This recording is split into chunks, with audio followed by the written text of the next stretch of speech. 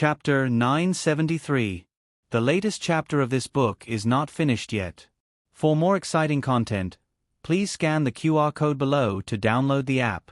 The novel is more complete and updated faster. Millions of novels are free to read. All the novels that can't be found on the internet are available here. Gu Jiao lived on the Dark Knight Island for 7 days. She told Chong Kuan about her origin. Although Chong Kuan had expected it, he was still shocked when he heard it from her. Gu Jiao also mentioned the identity of the Lord of Shadows. Chong Kuan asked when she came and when she left. He felt very regretful. Chong Kuan sighed. You almost met. What? Gu Jiao felt the cold wind whistling in her face and listened to the sound of the waves. She looked at Chong Kuan in amazement. Chong Kuan looked at the vast sea and sighed. There are some things I didn't understand at first.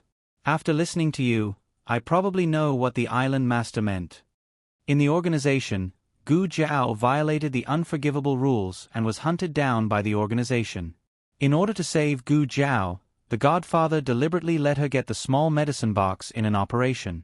Godfather, this box is so beautiful. Here you are. I'm not interested. His cold voice rang out in the empty building. He lifted his long and straight legs, stepped over the corpse that was still cold on the ground, and left without looking back. After that, the small medicine box took Gu Jiao to this time and space. The small medicine box used up all its energy and took 10 years to recover. The first thing it did was to bring the Godfather here. But it didn't have enough energy and the time dimension deviated. It came 10 years earlier than Gu Jiao. At that time, Chong Kuan was still a child living in a small fishing village by the sea. He saw a young man who fainted by the sea. The man's clothes were strange, but the man's face was very good-looking. He didn't look like a bad guy. He ran home and called his father. Her father rescued the man and took him in for a few months. Later, the village was submerged by the tsunami. The man evacuated the villagers to an isolated island, which was later called the Dark Knight Island. 2 years. Chong Kuan said, one morning, I pushed open the door to bring him food and found that he was gone. My father and I searched the entire island, but we couldn't find him. 10 years later, he appeared again.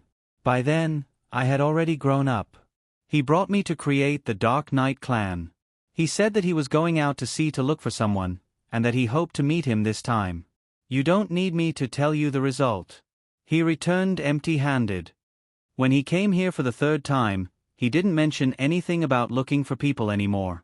Instead, he started to plant purple grass. Because at that time, she had already been in a plane crash, and her body was nowhere to be found. It was impossible for her to transmigrate, and the transmigration of her soul required an important medium, the purple grass. Gu Jiao concluded. She made a mistake in the organization, so the organization erased her key memories and started hunting her down. She came to a different world and became the first Lord of Shadows. Later, she returned to the modern world. Due to the influence of the space-time magnetic field, she lost all memories related to her transmigration. She went to the organization as usual. The organization pretended that nothing had happened and launched a second hunt for her, which was the plane crash plan. But what did she do wrong? What were the key memories that had been erased by the organization? Sir, are you willing to take the lady beside you as your wife? Regardless of whether she is rich or poor, healthy or sick in the future, will you always be with her? Yes, I am. Madam, are you willing to marry the groom? Regardless of whether he is rich or poor, healthy or sick in the future, will you always be with him? The bride looked at the man in a daze. The man raised his slender hand and gently stroked her cheek. He looked at her deeply. Are you willing? Bang. A gunshot rang out. Gu Jiao woke up with a start.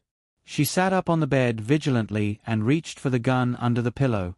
She didn't touch it. Only then did she realize that this was not her previous life. She had just had a dream. What happened in the dream had really happened. They had received a mission. Someone would assassinate the daughter of a certain consortium at the wedding of the century. Gu Jiao disguised herself as the bride to lure the snake out of its hole. The groom was originally himself, but for some reason, it was changed to her godfather. Fortunately, it was changed. The enemy's movements were too fast. The snipers lying in ambush did not have time to snipe him. He shot at Gu Jiao. Her godfather took the bullet for her. If the one standing in front of Gu Jiao was the real groom, Gu Jiao would have already died under the gun. Huh? Where's Zeheng? Gu Jiao looked all around and found that Xiao Hang was not there. She put on her shoes and got out of bed. Walking around the screen, she saw Xiao Hang sitting cross-legged on the blanket in front of the brazier. His face was black and he was sulking. Who was he angry at? Of course, he was angry at his godfather. His wife was thinking about another man every day. He was jealous to death. What are you thinking about? Gu Jiao tilted her head and asked him. Xiao Heng asked very seriously, "If my godfather and I fell into the water, who would you save first?" Gu Jiao. In October, the weather on the ice field was not very suitable for traveling. They needed to get through the ice field before the end of the month. Gu Jiao said goodbye to Chong Kuan. Chong Kuan hoped that Gu Jiao and Long Yi could stay on the island for a few more days, but he also understood that Gu Jiao had a pair of twins at home. It was indeed time for her to go back. "I think Dark Knight Island is pretty good. I'm a little reluctant to leave," Feng Wuxiu said regretfully. Daoist Qing Feng glanced at his younger brother. "You're reluctant to leave the food on the island, right?" Feng Wuxiu pursed his lips and did not say anything. "Goodbye." Xiao Hang cupped his hands to Chong Kuan. He was finally leaving this troublesome place. There was no need to be jealous of another man. Chong Kuan smiled and also cupped his hands. "Everyone take care." Lu Chan and Daoist Qing Feng nodded in return. Feng Wuxiu also politely saluted. "Uncle Chong, if you have time, come to the country of Yen. I will treat you to good food." Chong Kuan laughed. Okay, it's a deal." The father and son watched them get on the sleigh and disappear from sight under the lead of the direwolf. Chong Jing lowered his eyes silently, feeling depressed. Chong Kuan suddenly threw him a bag. Chong Jing was stunned and looked at Chong Kuan in confusion. Chong Kuan snorted. "All right, let's go." A grown son could not be kept at home. At the end of September, the 6 of them returned to Pucheng. Gu Jiao saw the Black Wind King. This was the longest time they had been apart since they fought side by side. The Black Wind King rubbed his head against Gu Jiao, as if silently expressing his longing. It snowed at the border in October. They braved the cold wind and snow to return to Shangdu. The twins could already sit and crawl. They had grown into 2 cute chubby babies. Jing Kong had grown taller again. He was practicing his spear skills with Shenyuan Qi. Gu Jiao saw the handsome little figure in the courtyard and did not dare to recognize him. "Jiao Jiao." He saw Gu Jiao, and with a flip of his hand, he stabbed his little red tasseled spear into the ground in a fluid motion. Then he flew and ran toward Gu Jiao in high spirits. If the youth was strong, the country would be strong. She saw the future of the Shenyuan family and the future of the Yen kingdom. On New Year's Eve, Princess Xinyang was woken up by Xiao Yi early in the morning. "Mother, I can't sleep. I want to get up." Xiao Yi was 2 years old. She spoke very well and was very energetic. Every day, she would go out to play before dawn. But she wasn't going to play today. She put on her clothes and a pretty pink rabbit fur hat and huffed and puffed as she came to the door and looked outside eagerly. "What are you looking at, Yi?" Eugene asked her with a smile. "Brother, sister-in-law," Xiao Yi said in a childish voice. Xiao Hang sent a letter saying that he would rush back for New Year's Eve dinner. However, she heard that the official road outside the West City Gate had been snowed for a few days. She did not know if he would be able to make it back in time. Xiao Yi didn't go anywhere. She just sat on the door sill and propped up her cheeks with her hands, waiting like a little brother gazing rock. Heaven did not disappoint those who waited. When it was close to noon, Xiao Hang and Gu Jiao's carriage arrived. The first one to jump down was little Jing Kong. "Brother Jing Kong." Xiao Yi greeted him sweetly. She looked up at little Jing Kong, who had grown a lot taller. She opened her mouth wide in surprise. Wow! Little Jing Kong patted her little head like a big child. The 8-year-old boy already had the chic and handsome look of a young teenager. Soon, Xiao Hang and Gu Jiao came down with the twins. Brother, sister-in-law. Xiao Yi came over to greet them. She looked at the little guys in their arms eagerly. Who are they? If one had to say who had changed the most in this group, it would be the twins. When they left, they were only 2 months old. Now they were 10 months old. Not only had they grown taller and fatter, but their facial features had also grown. Moreover, they used to be wrapped in swaddling clothes. Now, they were fully dressed and wearing tiger head hats. They were smart and sensible babies. Xiao Hang pinched her chubby cheeks in amusement. Little niece and nephew, don't you remember? Xiao Yi widened her eyes. Ah. Bandits were rampant in the east of Zhao country. General Wei Yuan was injured. Not long after Gu Jiao and Xiao Hang left Zhao country, Xiao Ji was ordered to go to the east to fight the bandits. On New Year's Eve, he was on the battlefield. The New Year's Eve dinner was at Ranshou Palace. The Empress, noble consort Zhuang, the princes, and the imperial grandchildren all came. Gu Jiao saw consort Rui Wang and Huang Fuxian, whom she had not seen for a long time. Consort Rui Wang's little princess was about the same age as Gu Xiaobao. She was 3 years old this year. She was a shy and cute little girl. Consort Rui Wang was pregnant again. Du Xiaoyun had already given birth to the crown prince's eldest grandson. Empress Xiao did not care whether Consort Rui Wang's baby was a boy or a girl. Little Jing Kong and Qin Chuyu lit firecrackers in the courtyard. The little guys were so scared that they screamed. Huang Fuxian had completely adapted to the prosthetic limbs. He walked like a normal person. He had another bone fracture in the middle of the journey. It was done by Dr. Song in the medical center of the Miracle Hall. With the anesthetic left by Gu Jiao, the pain was controlled to a bearable level. Rui Wang and her husband were kind and took good care of him. His temperament was much more cheerful than when he first came. Gu Jiao also saw him teasing little Jing Kong and Qin Chuyu with the fake firecrackers. In the end, only Qin Chuyu fell for it. He was convulsing with laughter. Consort Rui Wang said with a smile, "The palace hasn't been so lively for a long time." Gu Jiao looked at her grand aunt who was playing cards with Empress Xiao, Consort Zhuang, and Princess Xinyang. She smiled and said, "It will always be lively in the future." "It's a pot." Her grand aunt slapped the cards in her hand on the table. Empress Xiao wanted to cry but had no tears. "Why did I lose again?" It was late at night. A group of people came out of Ranshou Palace one after another. The children had already fallen asleep. Xiao Hang got out of the carriage with little Jing Kong in his arms. "He's grown up. He's so heavy."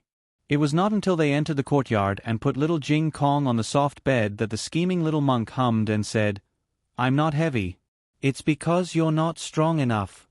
Xiao Heng's face darkened. "You're pretending to be asleep." In the main courtyard of the princess mansion, Yujin put the sleeping Yi into the quilt.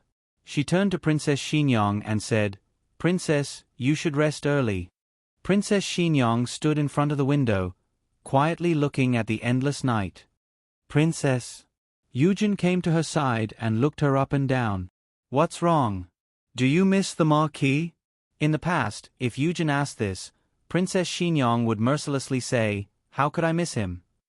But this time, she didn't say anything. Yujin poured her a cup of hot tea and put the cloak she had just taken off on her. "It's windy."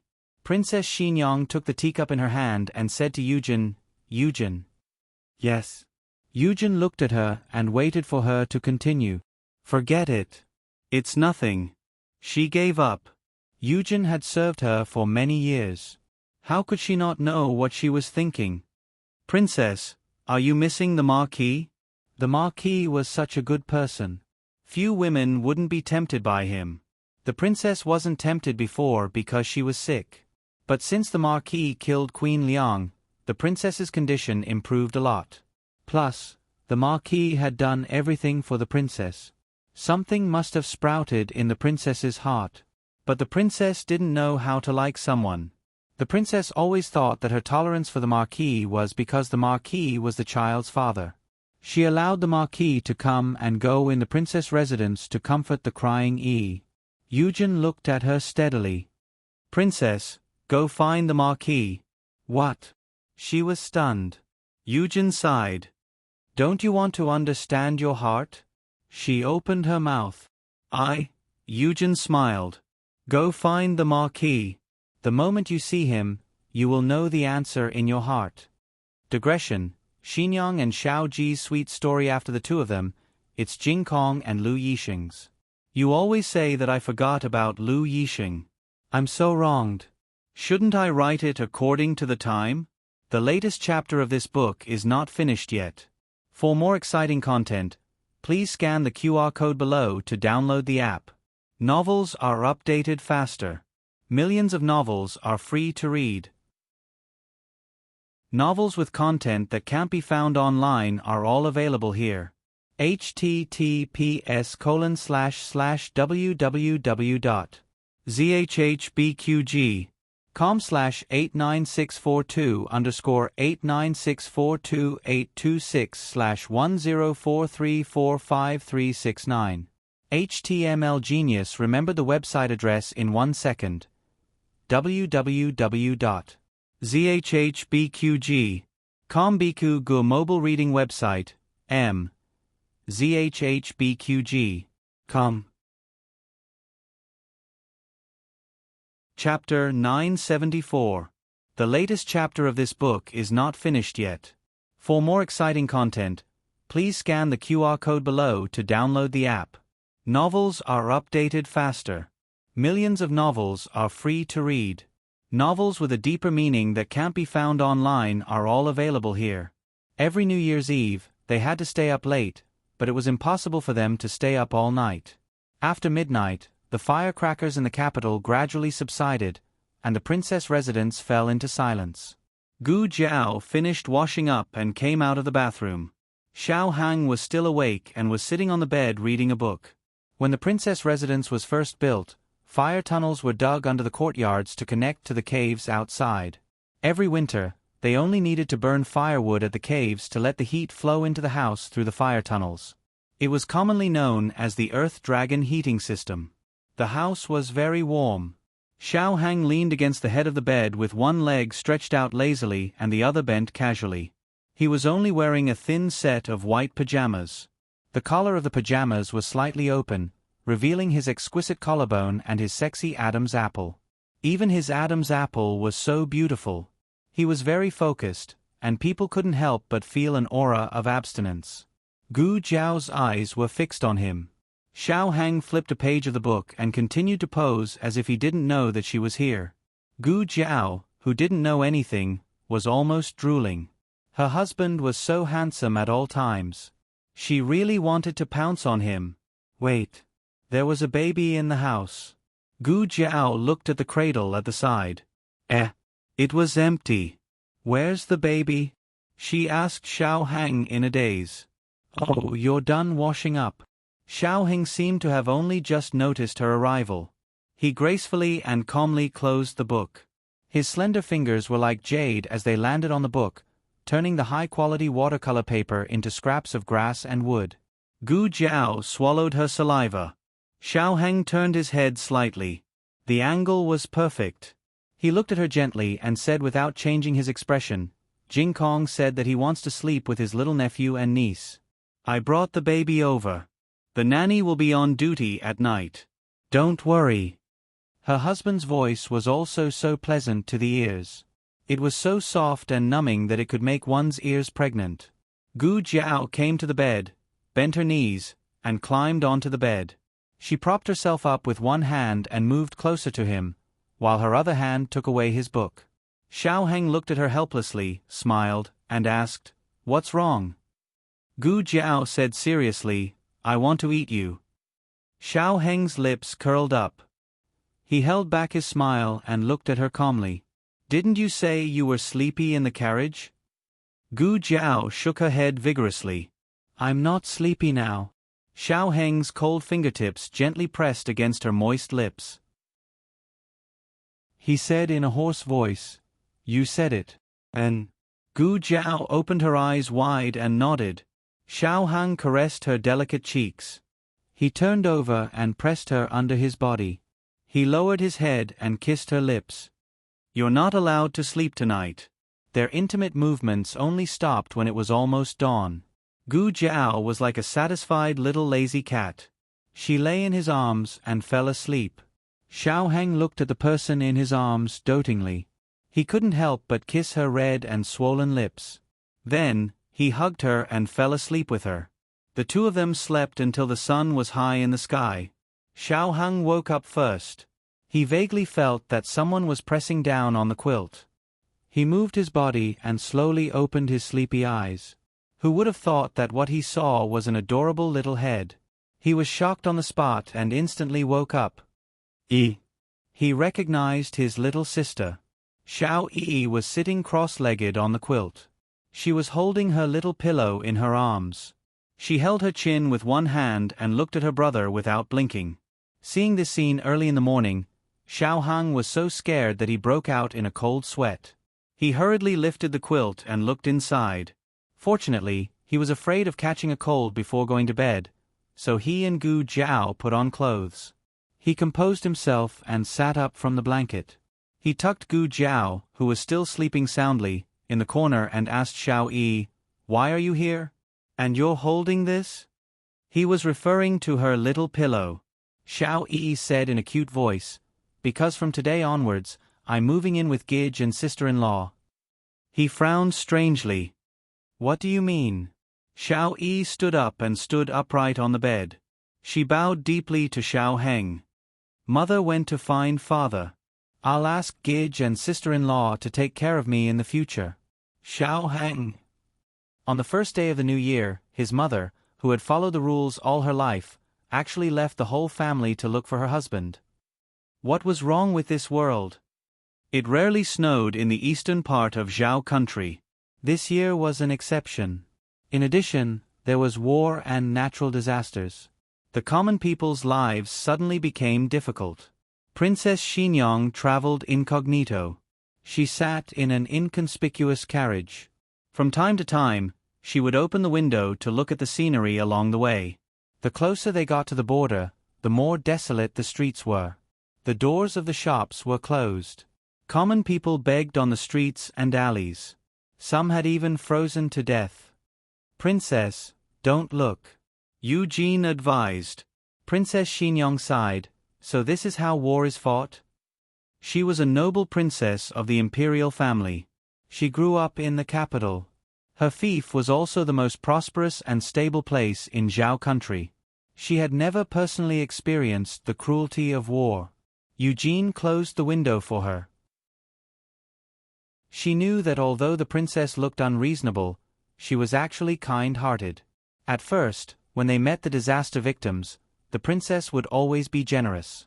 However, as the number of disaster victims increased, their traveling expenses decreased. They were no longer able to help these disaster victims. Eugene didn't want the princess to be depressed. She hurriedly changed the topic. Princess, we've arrived at Li County. This is the county closest to the border. We'll reach the Marquis' army camp 30 li east. Princess Xinyang lightly said, Oh. Eugene secretly smiled. The carriage continued to move forward. It was almost noon. They were hungry. Eugene had the driver stop at a small inn that looked relatively clean. The conditions here couldn't be compared to those in the capital. The water they drank had sand, the rice they ate was coarse, and even the salt used in the dishes was coarse. The taste was slightly bitter. Eugene picked up some vegetables for Princess Xinyang. If I had known it would be so bitter, I wouldn't have persuaded you to come. Princess Xinyang didn't say anything. She frowned and began to eat. Halfway through the meal, there was a commotion on the street outside, followed by the cries of women and children. Go and see what's happening. Princess Xinyang said. Yes. Eugene left the inn. Not long after, she returned with a sullen face. She helplessly said to Princess Xingyang, "A beggar tried to grab a manta that fell on the ground and startled the horse. The horse's owner whipped him a few times. The woman and child were commoners passing by. They were careless and were hit by the whip." "Were they injured?" Princess Xingyang asked. Eugene said, "That beggar was beaten up. His injuries were quite serious. The woman and child suffered minor injuries." As soon as she finished speaking, a woman's aggrieved and indignant cries came from outside. "How can you beat people on the street? Is there any law? Let's go take a look." Princess Xingyang put down her chopsticks and promptly put on her veil. Just as she stood up, a male guest in his early 30s at the next table leisurely advised, "Judging from your accents, you must be from out of town? These days, other than the government, there are actually people willing to come to Lee County. It's really rare. I'll give you a piece of advice. Don't meddle in other people's business. Don't get yourself involved." The old man at the other table also earnestly said, "That's right. You can't afford to offend the person outside. Don't meddle." Eugene politely asked, "Sir, do you know the origins of the group of people outside?" The old man sighed. "They're not from the Zhao kingdom. They're from the Dongi tribe." The world was divided into 6, but other than the 6 kingdoms, there were many large and small tribes and clans. For example, the Tujue in the north of the Jin kingdom and the Dongi in the east of the Zhao kingdom. Eugene suspiciously asked, "Aren't the Dongi colluding with bandits and fighting against the imperial army? How can the Dongi people be so tyrannical in the county of the Zhao kingdom?" The man in his early 30s said, "They're going to negotiate for peace." Princess Xingyang frowned. Negotiate for peace? Who made the decision? The emperor didn't issue such an imperial edict. Her aura was too strong. For a moment, she intimidated everyone present. The old man was the first to come back to his senses. He looked Princess Xingyang and Eugene up and down. The two were dressed simply, but their auras were extraordinary. Dressed simply, they shouldn't be nobles from the capital, right? Impossible. Why would nobles from the capital come to a place like this? He calmed down and said, "Of course it's Marquis Xuanping's idea."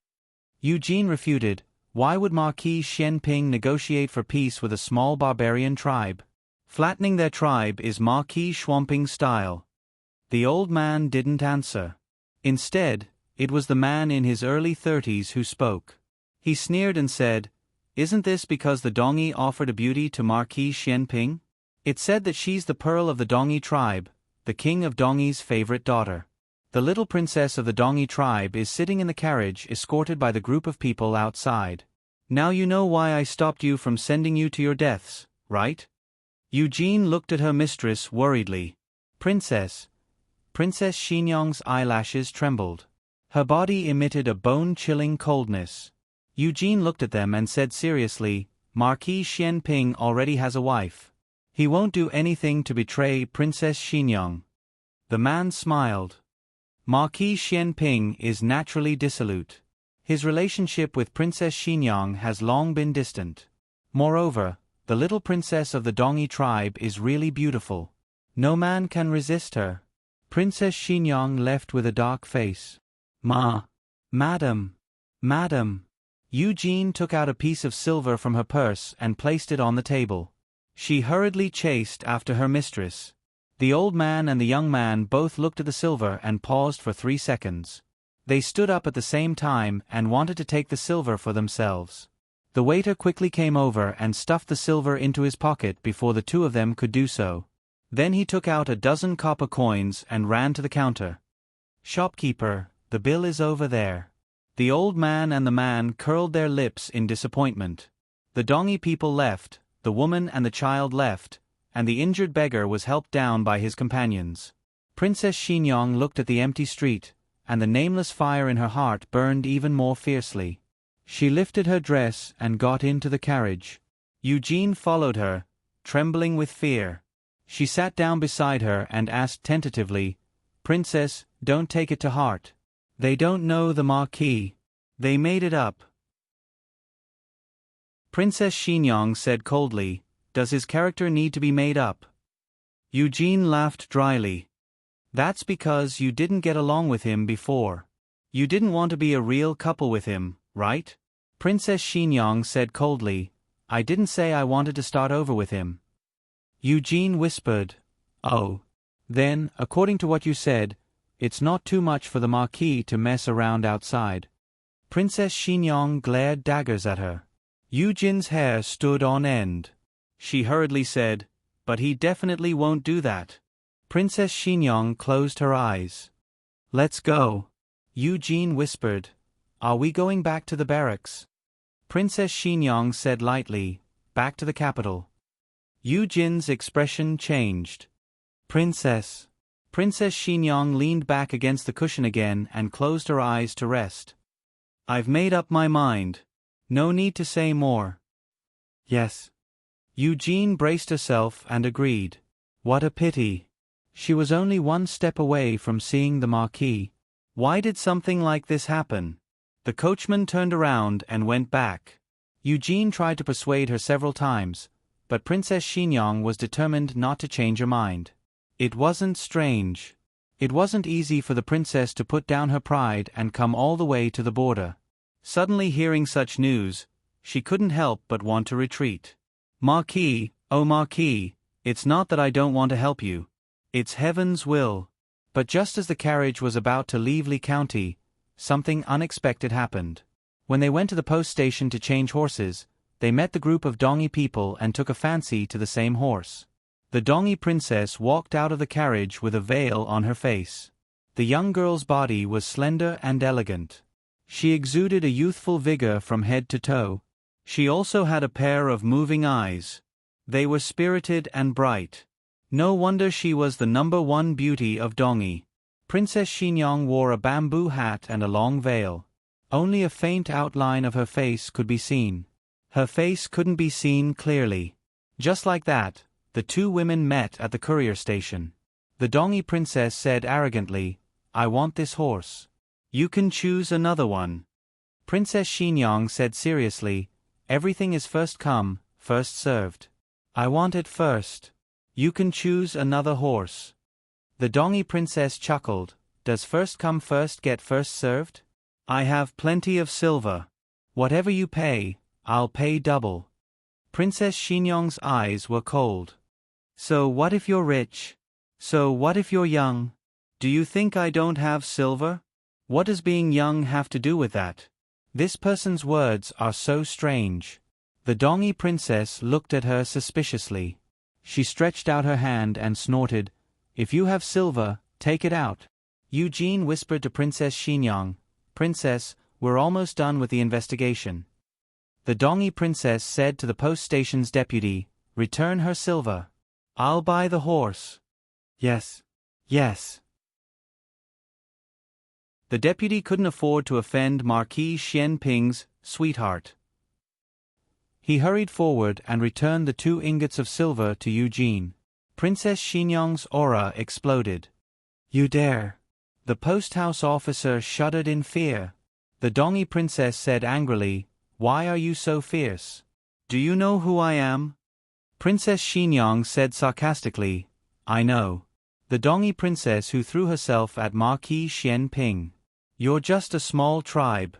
How dare you call yourself a princess? You overestimate yourself. You." The Dongi princess was angry. "I don't hit women. Kowtow to me and admit your mistake. Then I'll forgive you." Princess Xinyang said coldly, "It's more like you kowtow to me and admit your mistake." The Dongi princess was so angry that she stomped her feet. "You refuse a toast only to be forced to drink a forfeit. Guards, teach them a lesson." 8 Dongi guards swarmed forward, surrounding Princess Xinyang and Eugene. The Dongi princess smiled proudly. "Are you afraid?" It's not too late to beg for mercy. Before she could finish her sentence, a muscular figure descended from the sky. No one saw how he moved. In the blink of an eye, the 8 Dongi guards fell to the ground. The Dongi princess looked at the guards on the ground in disbelief.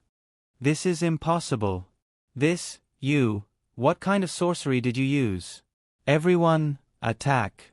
The remaining 12 people also rushed toward Princess Xinyang and her companions. But how could these people be Long Yi's opponent? Long Yi effortlessly beat them until they were looking for their teeth on the ground. Long Yi flashed in front of the Dongyi princess. The Dongyi princess looked at the masked man in horror. He was so fast that only an afterimage was left. She was so scared that she couldn't speak. Long Yi rolled his eyes, then raising his finger, he lightly flicked her forehead, causing her but to fall on the ground. Princess Xinyang walked toward her step by step and looked at her condescendingly. Now, do you still want to snatch other people's things? The Dongyi princess wiped her tears and said angrily, Who are you? Why are you bullying me? Princess Xinyang looked at her sharply. I'm Princess Xinyang of Zhao country, the wife of Marquis Xian Ping. So what if I bully you? As soon as she finished speaking, she suddenly felt two gazes that couldn't be ignored fall on her. She subconsciously looked back and saw Marquis Xian Ping standing in an open space not far away, staring at her with a dumbfounded expression. Digression, this is 2 more words.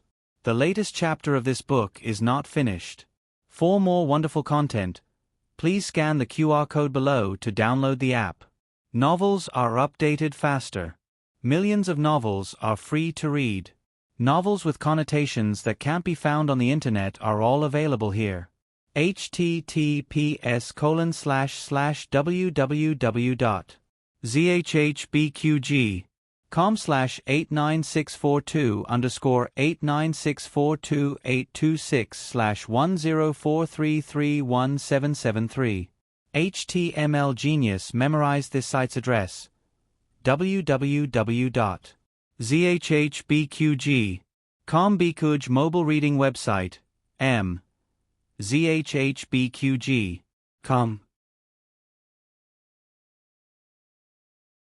Chapter 975. The latest chapter of this book is not finished yet. For more exciting content, please scan the QR code below to download the app. Novels are updated even faster. Millions of novels are free to read. Novels with connotations that can't be found online are all available here. The Princess of Xinyang suddenly felt awkward. She had never thought that she would meet Xiao Ji in this kind of situation. What did she say just now? Did this guy hear me? The calm Princess of Xinyang's thoughts suddenly became chaotic. She stood there in a daze, like a silly peacock. Eugene had served her princess for many years, but this was the first time she had seen her so dazed. Not to mention the princess, she herself was also shocked silly. Shouldn't the Marquis be in the barracks? Why did he appear at the relay station in Li County? Could it be? Eugene glanced at the unruly princess, and her heart skipped a beat. If the Marquis had come to see this little princess, then the couple would have completely broken down today. The Dongyi princess also followed the Princess of Xinyang's gaze and saw the person who had come. She instantly gained confidence and stood up from the ground. She patted the snow off her body and ran over to Xiao Ji like a light swallow. The Princess of Xinyang suddenly came back to her senses. She frowned as she watched her come to Xiao Ji's side and intimately hold Xiao Ji's arm. She even snorted coldly at her. The provoked Princess of Xinyang was about to explode. Her reason told her that as a princess, she had her own nobility and dignity. She disdained to be jealous of others. But this scene was really infuriating. She wasn't jealous, but her authority as a princess was being challenged.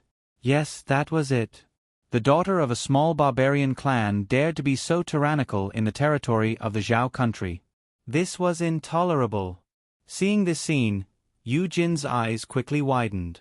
Marquis, do you want to die? You actually let a woman hold your arm in front of the princess? The Dongyi princess held onto Xiao Ji's arm and didn't let go. She even pointed at the Princess of Xinyang and complained, You came at the right time. She bullied me. Xiao Ji had already recovered from his shock. His handsome face regained its calmness. He nonchalantly said, Yes, I saw it. The little Princess of Dongyi made a face at Princess Xinyang gloatingly, then complained to Xiao Ji. Also, she dared to lie that she's the princess of the capital. It's your wife. Don't you think it's funny? As she spoke, She withdrew her hand from Xiao Ji's arm. She put her hands on her hips and said to Princess Xinyang, "The main character is here. Let's see how you can continue lying." Princess Xinyang didn't want to see these two people anymore. She turned her face away coldly. Xiao Ji glanced at her with a faint smile. His gaze seemed to penetrate the hazy veil and land on her face. He said to the little princess of Dongyi, "She is not lying. She is indeed my first wife." The last 4 words made Princess Xinyang clench her fists. The embarrassment that had been suppressed by her anger with great difficulty once again surfaced in her heart. This guy. How much did he hear? She clearly didn't mean that. She really is, but... The little princess of Dongyi looked at Princess Xinyang in disbelief, then at Xiao Ji. Isn't she the princess of the capital? Why did she come to the east? See, no one in the world would believe that Princess Xinyang and Xiao Ji had the slightest bit of love between husband and wife. Even if she came here looking for her husband, in the eyes of others, she had other motives. The little princess of Dongyi tugged at Xiao Ji's sleeve and asked in a small voice, "Did the emperor of Zhao country send her to spy on you?" Princess Xinyang clenched her fists. She wasn't deaf. Xiao Ji smiled.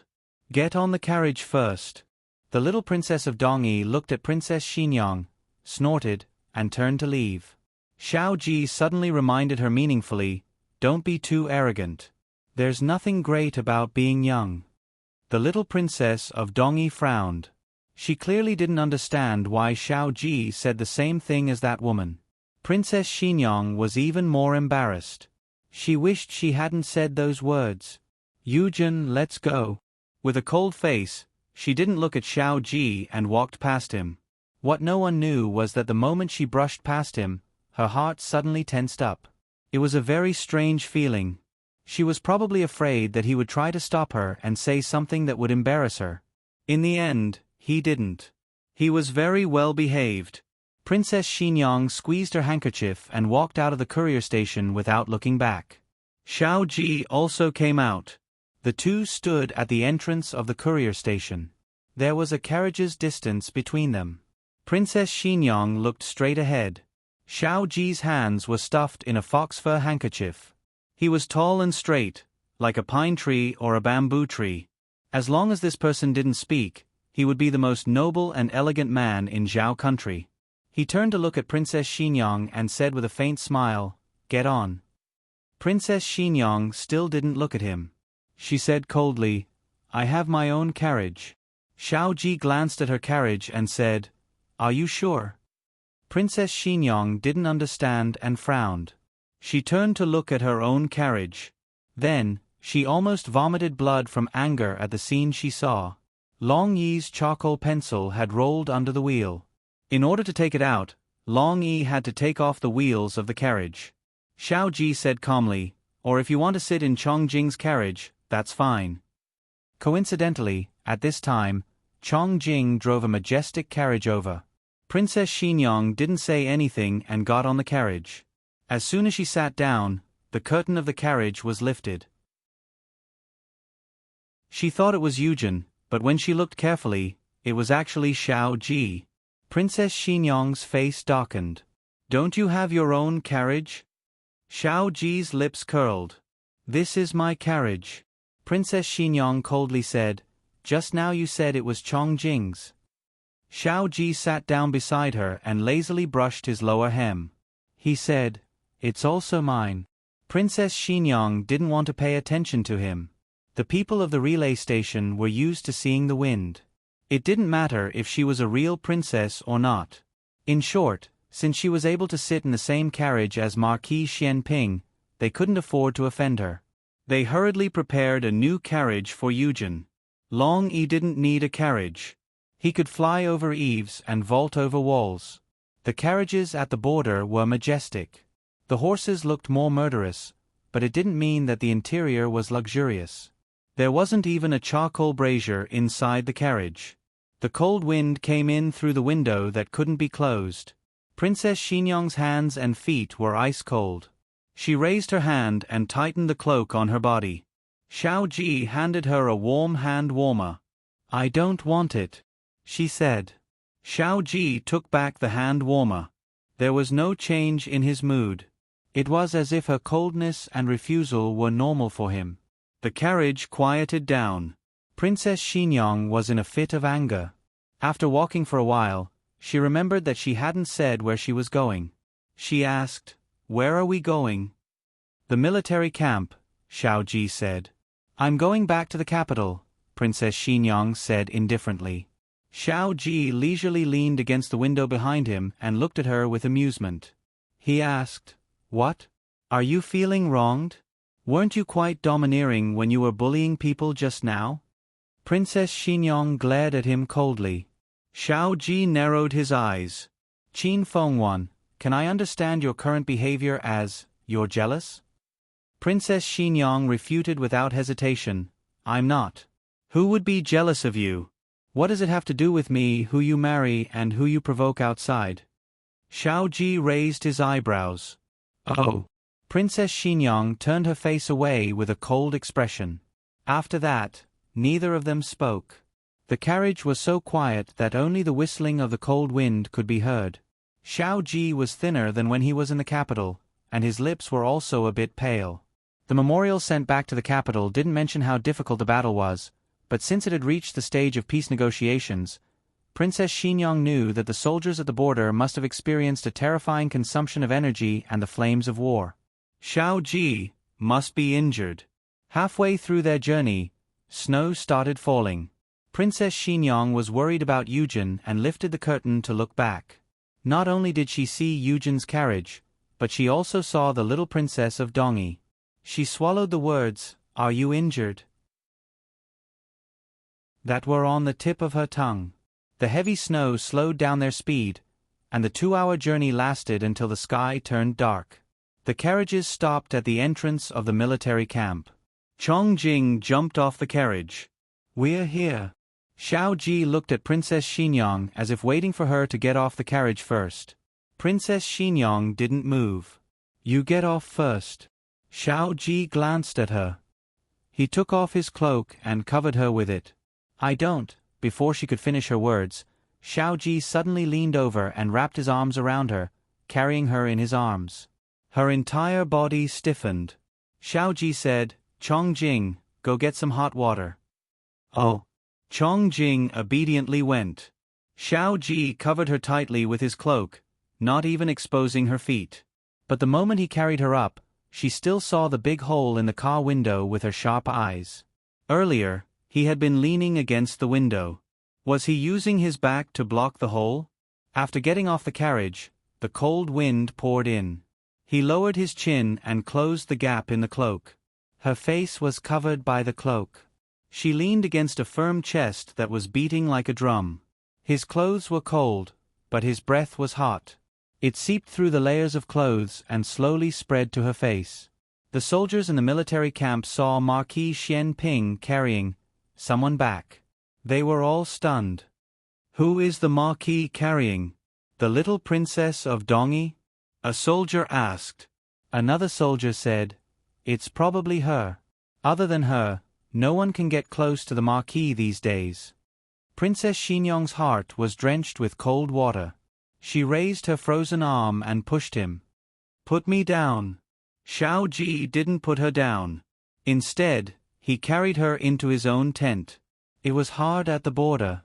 The tents were much simpler than those in the capital. Xiao Ji never burned charcoal. He saved it for the wounded soldiers. Chongjing came with hot water. "Go out," Xiao Ji said to Chongjing. "Oh." Chongjing resigned herself to fate and went out. Xiao Ji placed her on his bed. He knelt on one knee and lifted her skirt. Her expression changed. "Xiao Ji, what are you doing?" Xiao Ji quickly took off her shoes and footwear. He was very strong. She was also frozen to the point that she couldn't feel anything. She had no strength to resist. Her fear of this man instantly welled up in her heart, and her face turned pale. Xiao Ji brought the wooden bucket over and rolled up her trousers. He then tested the temperature of the water with his hands before putting her frozen feet into the bucket. After doing this, he looked up. His gaze landed on Princess Xinyang's gradually recovering face. His expression was subtle. Qin Fengwan, what did you think I was going to do to you? Princess Xinyang lowered her eyes. Nothing. Marquis Xian Ping sneered. There's no use thinking about it. I'm not that easy to get a man. Princess Xinyang. A moment later, she calmed down and sneered as well. That's right. You only have your little princess of Dongyi in your heart. Marquis Xian Ping got up to take a towel and sat down beside her. Tisk, you're so jealous. Princess Xinyang was just about to open her mouth to refute when she saw him bend down and take her wet leg out of the cooling hot water. He placed it on a clean towel and also placed it on his leg. You! Princess Xinyang's eyes trembled, and she hurriedly tried to retract her legs. Don't move. He pressed down on her pampered feet. She was a princess, so she didn't have to bind her feet like the poor girls of the common folk. But her feet were delicate, and in his rough and scarred hands, there was a cruel beauty that didn't fit in with them. You've got frostbite, he said. The medicine is under your pillow. Princess Xinyang took out the frostbite ointment. I'll do it myself. The peace talks are real. I came up with the idea. Xiao Ji suddenly brought up the topic. But Zhen, and I don't have the kind of relationship you think. Princess Xinyang quickly realized that Zhan was the name of the little princess of Dongyi. She pulled the towel over with a cold face. Xiao Ji said, Zhan is my younger brother's daughter, my niece. Princess Xinyang was stunned. Isn't she the little princess of the king of Dongyi? Xiao Ji looked at her and said, her mother is indeed from Dongyi, but her father isn't the king of Dongyi. It's Xiao Ming. The king of Dongyi accidentally found out about her background and temporarily adopted her as his adopted daughter. He sent her here to negotiate peace with our army. Speaking up to this point, his lips curled up. Qin Fengwan, are you still jealous? The latest chapter of this book isn't finished yet.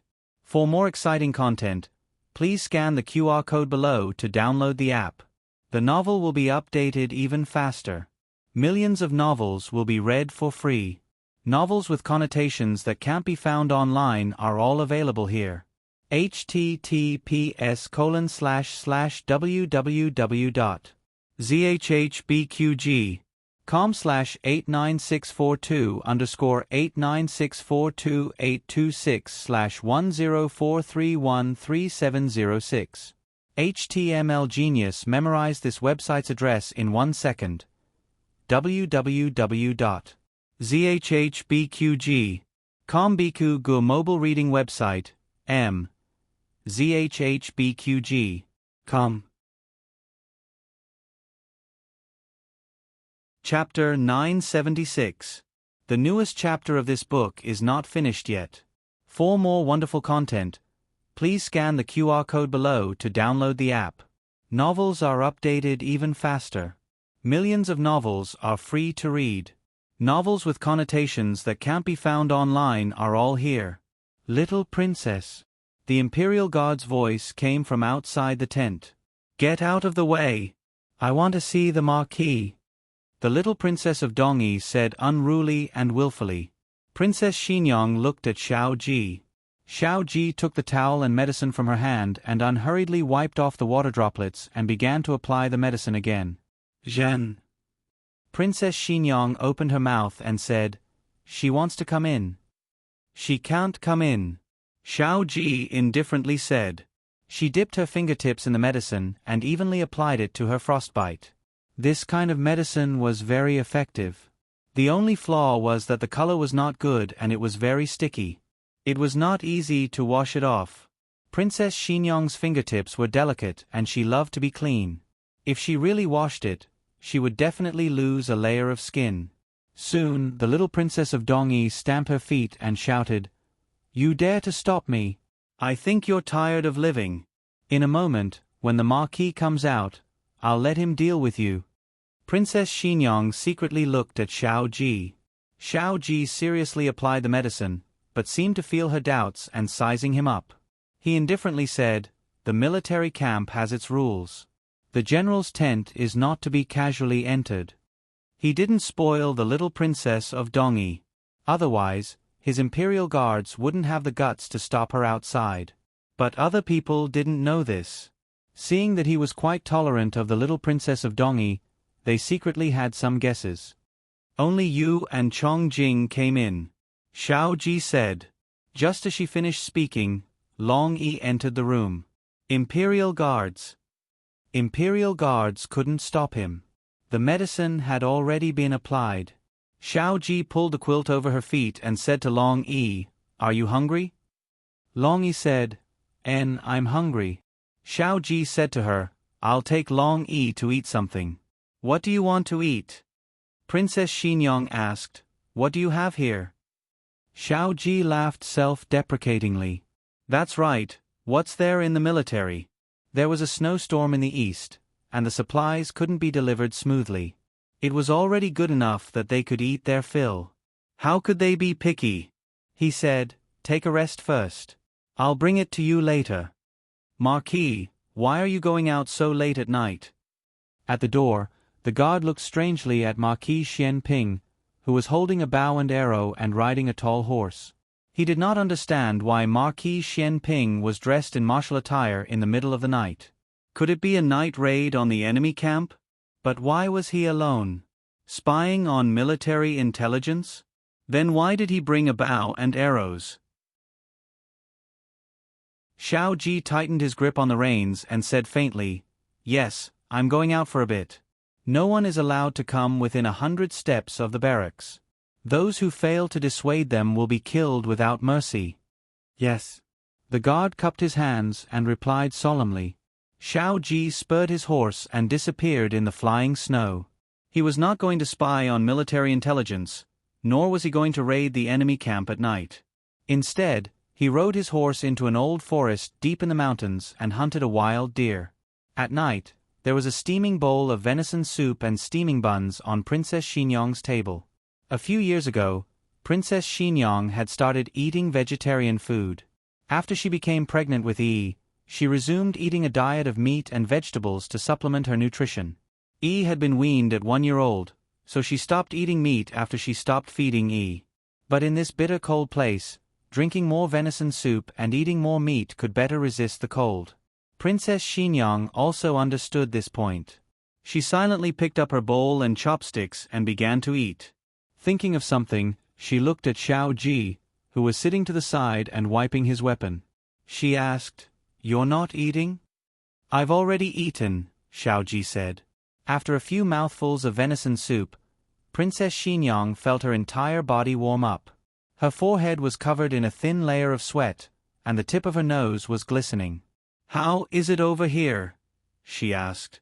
Xiao Ji wiped his long sword with a cloth and said lightly, "The war is almost over." "What about Xiao Ming and the others?" she continued. She clearly was not asking about Xiao Ming alone when she used them. Marquis Xianping had 2 concubine-born sons. At the time, Princess Xinyang did not want to be his wife. The old madam could not bear to see him end the family line, so she put 2 concubines in his room. Later, there were Xiao En and Xiao Zhe. Although they were concubine-born, the old madam, who could not hope for a legitimate son, doted on them and raised them. In the past, their relationship as husband and wife was as cold as an icehouse. Princess Xinyang did not care about her concubine-born sons, nor did she care about them. Later, the old madam's health deteriorated. Xiao En and Xiao Zhe went to the military camp. A few years later, they came to the east, so they had even less contact with Princess Xinyang.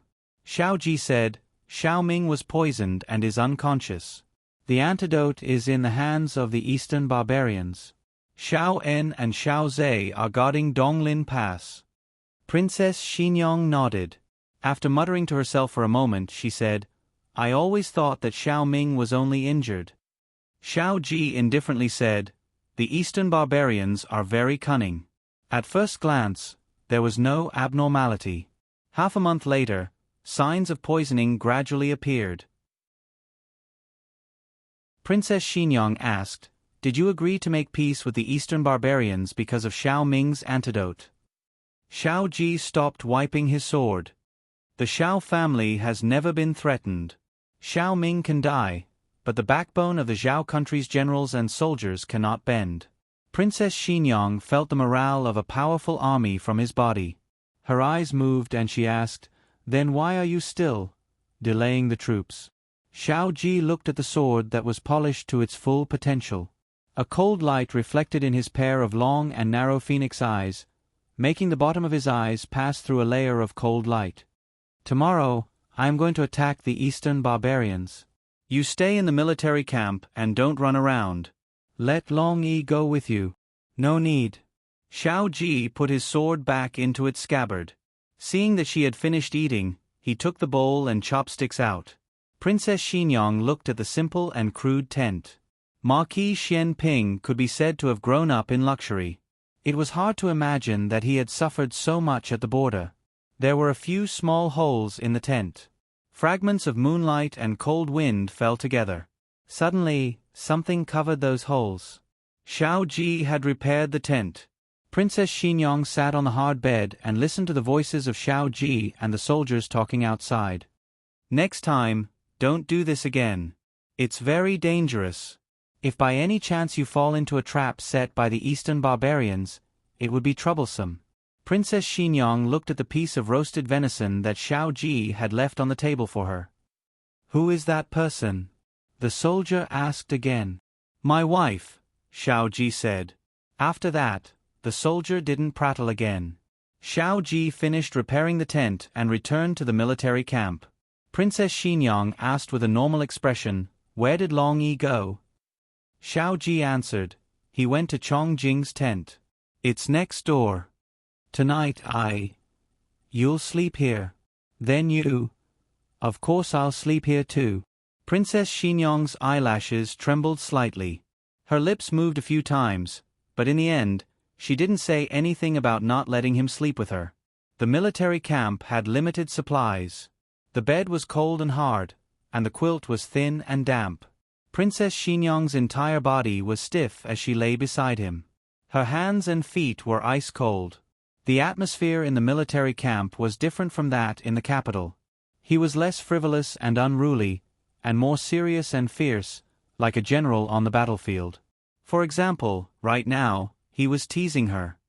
He closed his eyes and planned tomorrow's deployment in his mind. "Xiao Ji," Princess Xinyang said in a low voice. "What's wrong?" He pulled himself out of his thoughts of battle in time. Princess Xinyang's Adam's apple moved. She nervously pinched her fingers and whispered, "I'm cold." If it was in the past, he would definitely say to her, "Qin Feng Wan, if you want me to hug you, just say it." But he didn't. He only held her hand under the quilt and found that she was very cold.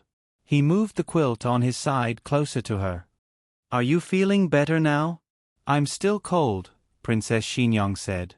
In the darkness, he hesitated for a moment before reaching out his strong arms and pulling her into his embrace. His unique masculine scent hit her in the face and enveloped her in an instant. He unbuttoned his shirt, allowing her ice-cold hands to touch his warm chest. He then shifted his legs, placing her ice-cold feet on his warm long thighs. "Are you feeling better now?" he asked. Princess Xinyang's cheeks were a bit hot. She thought that this man might be too hot-tempered.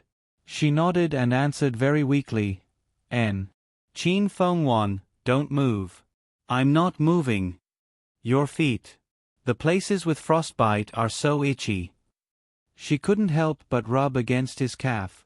"But this isn't called moving, right?" She reached her hand down, wanting to scratch it, but when her hand slid down, she accidentally touched a terrifying beast. She was so shocked that her face flushed red. Xiao Ji's voice was a bit hoarse. "I told you not to move." She choked and said angrily, "I didn't touch you here."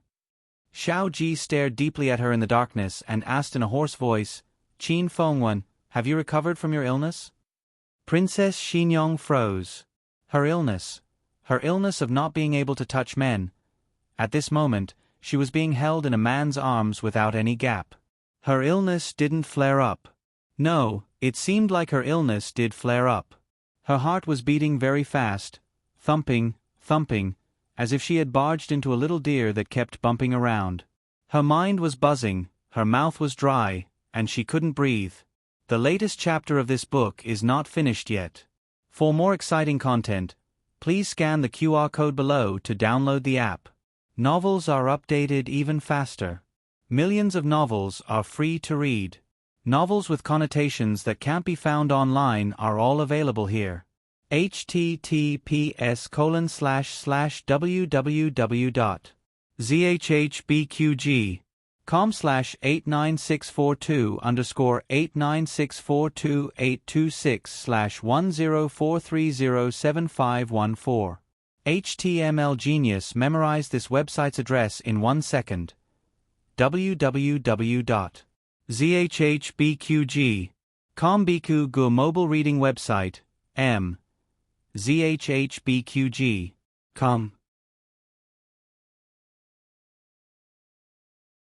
Chapter 977.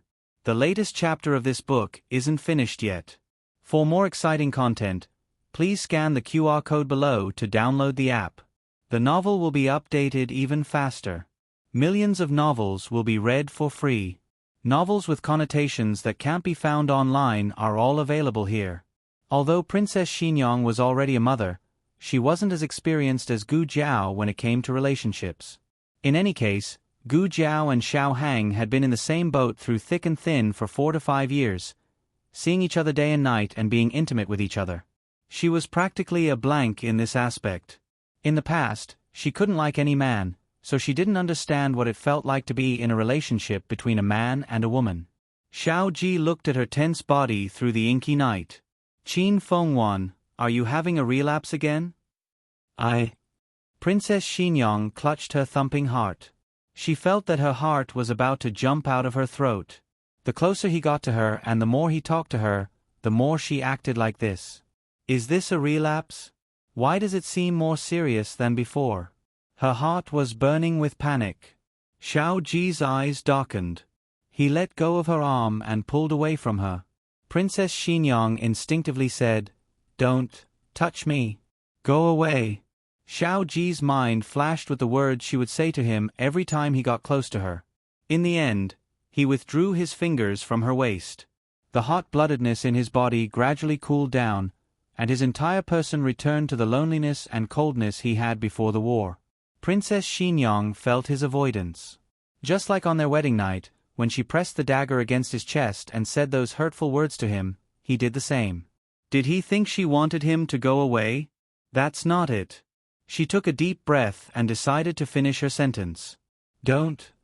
Marquis." A guard's voice suddenly sounded outside the tent. Xiao Ji's eyes turned cold. He sat up and lifted the quilt quickly and lightly, almost not letting the cold wind in. He pressed the quilt down and closed the gap between her and the quilt. He walked out of the tent in thin clothes and asked in a low voice, "What's wrong?" "Urgent news from the front lines. The situation has changed. The Eastern barbarians." When Princess Xinyang heard this, the guards lowered their voices, probably because of Xiao Ji's instructions. She couldn't hear the rest clearly. After a while, Xiao Ji turned around and returned to the tent. He began to put on his clothes and tie up his hair. Princess Xinyang's heart tightened. She stood up and asked, "Is there going to be a war?" "Let's go to the front line." Xiao Ji tightened his belt and picked up the armor on the shelf to put it on. His movements were swift and clean, and every sound he made was filled with a valiant killing intent. Whenever he was in front of her, he would always put on an air of elegance and nobility. This was the first time she had watched him go to war. What should a wife do? Should he put on armor for him, or should he send him off? Princess Xinyang looked at the shining armor on the shelf and moved her fingers. He turned around. She quickly retracted her hand back into the quilt. "You light the lamp." Xiao Ji took the cold helmet and put it on. "I can see." Outside the tent, the sound of the cavalry gathering could be heard. It was obvious that the situation was urgent. Xiao Ji dressed neatly and grabbed the long sword on the shelf. He said to Princess Xinyang, "I'll call Eugen over. If there's nothing important, don't leave the camp." After saying this, he quickly left the tent. Princess Xinyang's words for him to take care of himself had already risen to her throat, but she couldn't say a single word. The tent's cloth flapped in the cold wind. The heat in the quilt quickly dissipated as he left. In an instant, the tent was as cold as an ice cellar. "Move out!" His stern and dignified voice echoed in the cold wind. 500 cavalry braved the wind and snow, fearlessly rushing to the last line of defense in the east of the Zhao country, Donglin Pass. "Princess!" Yujin lifted the curtain and entered the tent. She first took out a match and lit the oil lamp on the table. Then she came to the bedside and saw Princess Xinyang staring blankly at the door. Her heart ached as she helped her lie down. "Don't catch a cold." He left. Princess Xinyang said in a daze. Yujin took off her cloak. She had only walked a few steps, but her whole body was already covered in snow. Marquis and others had rushed through the snow, so she didn't know how cold they would be. She hung up her cloak and sat down on the bedside. Tucking in the quilt for Princess Xinyang, she softly comforted her. "Marquis has experienced hundreds of battles. He will definitely return safely." Princess Xinyang whispered, "I hope so." Xiao Ji left for several days. Princess Xinyang didn't reveal her identity. Dongy Little Princess probably had received instructions from Xiao Ji, so she also didn't reveal who she was. Moreover, Dongy Little Princess's attitude towards her was a lot more respectful. Xiao Ji should have specially warned her before leaving. She was the first woman to live in Xiao Ji's tent. None of the guards in the camp dared to be disrespectful to her. Even if there were, they were no match for Long Yi. Xiao Ming lived in this camp. Princess Xinyang went to see him every day. She had never cared about him or anyone around him before. She was also not familiar with his only younger brother Xiao Ming. The relationship between them was said to be pretty good. But specifically how they got along, she really didn't have any impression in this regard. She knew too little about him. "You came." In Xiao Ming's tent, Dongy Little Princess turned around and looked at Princess Xinyang. Princess Xinyang walked over. Her gaze fell on that face which was somewhat similar to Xiao Ji's face, and said, "How is your father today? Did he wake up?" Dongy Little Princess shook her head. "No." After getting along with her for several days, Princess Xinyang found that her heart was not bad. Those unruly ways were merely her way of surviving here. Her situation was very awkward. She was Xiao Ming's daughter, but Xiao Ming hadn't officially recognized her. Xiao Ji couldn't make this decision for his younger brother, so he hadn't officially announced her identity to the public. She was a Dongi who had come to negotiate peace. If she wasn't a bit domineering, she would be easily bullied. Princess Xinyang asked, "Your mother?" Dongy Little Princess laughed self-deprecatingly and said, "My mother died a long time ago. I was raised by my aunt. Later, my uncle brought a man back. That man realized that I looked like someone, so he asked who my parents were. I don't know how he investigated, but he found out that I was the flesh and blood of your Zhao Kingdom's great General Wei Yuan. My aunt sold me to that man, and he took me to see the King of Dongi. The King of Dongi used me to trick your great General Wei Yuan out. He was poisoned to save me. The funny thing is that the King of Dongi dared to send me here to negotiate peace." Princess Xinyang said, "The King of Dongi hopes that Xiao Ji will kill you to avenge his brother, and at the same time drive a wedge between him and Xiao Ming. But Xiao Ji isn't that kind of person." Dongy Little Princess felt that there was nothing to say about her topic. She looked at Princess Xinyang. "It's rumored that your relationship with the Marquis isn't good, but it doesn't seem like it. You come here every day to ask about military reports." Princess Xinyang's thoughts were exposed, and she felt embarrassed. "I'm the princess of Zhao Kingdom. It's natural for me to ask about military matters." Dongy Little Princess's gossipy nature burned brightly. "So you're here on imperial orders? You're really sent by the emperor to spy on Marquis Xianping? Did this girl know how to talk?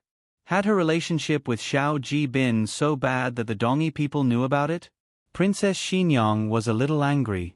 Donglin Pass sent news of the battle almost every day. The The Dongi people had captured the Zhao Kingdom's generals and lured the Zhao Kingdom's army into the forest. They were good at fighting in the forest, and with the advantage of the terrain, they made the Zhao Kingdom's army suffer. Xiao Ji took an unconventional approach. He didn't fight with them, but took Chong Jing directly into the Dongi army's lair and killed the great general of Dongi. Until the 10th day, Donglin Pass sent all kinds of good news. But on the morning of the 11th day, bad news enveloped the entire camp. Xiao Ji was unfortunately shot by a stray arrow while covering the wounded soldiers on their way back to the camp. It was unknown whether he was alive or dead. A chill rose from the soles of her feet. Princess Xinyang felt as if she had fallen into an icehouse. Eugene looked at her worriedly. "Princess, perhaps there was a mistake in the military intelligence." "Don't worry, I'll send someone to inquire." "Princess, what are you doing?" Princess Xinyang left the tent. She went straight to the stable and picked a high-quality horse. When Eugene rushed over, she had already mounted the horse. Eugene grabbed the reins and looked at her in horror. "Princess, Marquis told you to wait for him in the camp. Don't be impulsive." Princess Xinyang wasn't an impulsive person. Even when old Liang Wangfei came to her with selfish and disgusting intentions, she didn't throw her out regardless of the consequences. But at this moment, she couldn't control herself from looking for him. She thought that she had found the answer Eugene wanted her to find. But he still didn't know her answer. She wanted to tell him. Princess Xinyang's horse disappeared into the vast expanse of white heaven and earth. Long Yi chased after it like a shadow. The two arrived at Donglin Pass. After arriving at Donglin Pass, Eugene's guess was confirmed. The person who was hit by a stray arrow was indeed not Marquis Xianping Xiaoji, but Chong Jing. Chong Jing's injury wasn't heavy. Her skin was only scraped. Moreover, she fell into the snow pit in the forest with Marquis Xianping. "Where's Marquis Xianping?" In the wounded barracks, Princess Xinyang asked Chong Jing. Chong Jing sadly said, "I don't know. After falling into the snow pit, I fainted. When I woke up, he had already carried me back to the wounded barracks." Princess Xinyang called the guard Zhang Hu and revealed her identity to him. "Take me to the scene." "Yes." Zhang Hu cupped his fist and answered. A group of people arrived at the forest where Marquis Xianping and Chong Jing had an accident. Strictly speaking, this place wasn't the territory of the Dongi people. The terrain here was too complicated. Even the Dongi people who were good at jungle warfare didn't dare to wander around here. Zhang Hu said, "Princess, it's dangerous ahead. This little one will go and take a look." Princess Xinyang indifferently said, "No need." The group of people followed the footprints in the snow and searched forward. When they arrived at a call, Long Yi suddenly crouched down and used his hand to pull out a token. It was the token of Marquis Xianping's mansion. Long Yi continued to dig down and dug out a small hole. He buried his head in the hole and looked all around. Then, he opened his mouth and shouted, "Wu, Wah, Long Yi, did you find anything?" Princess Xinyang walked over and asked. Long Yi pulled his head out of the hole and said to her, "There's someone down there. They're injured and their breathing is very weak." As he spoke, he gave the token to Princess Xinyang. Princess Xinyang recognized what it was. Her eyes lit up and she said, "It's Xiao Ji's personal item. The person down there." "Could it be Xiao Ji?" "I can't go down," Long Yi said. Zhang Hu also walked over. He knelt down in front of Long Yi and carefully observed the hole. His expression suddenly became serious. He said to the nearby soldiers holding shovels who were walking over, "Don't come over." Everyone hastily stopped their steps. Zhang Hu nervously said, "The rocks above this hole are not firm. They may crack at any time. If the person down there is really Marquis, then he may be crushed to death by the collapsing rocks." Princess Xinyang looked at the very narrow hole. She didn't understand how a big living person could fall down. "Can you make the hole a bit bigger?" she asked. Zhang Hu shook his head. "No, it will collapse if you make it bigger." The only way is to see if there is another way out. Let Marquis go out from that way. Princess Xinyong clenched her fingers. What if there is no other way out? Zhang Hu said, or Marquis himself will rush out from this hole. Princess Xinyong frowned and said, but Long Yi said his breathing is very weak. How can he come out by himself? Zhang Hu said in a low voice, then wait for Marquis to recover. Princess Xinyong angrily said, he is cold and hungry down there. How can he recover?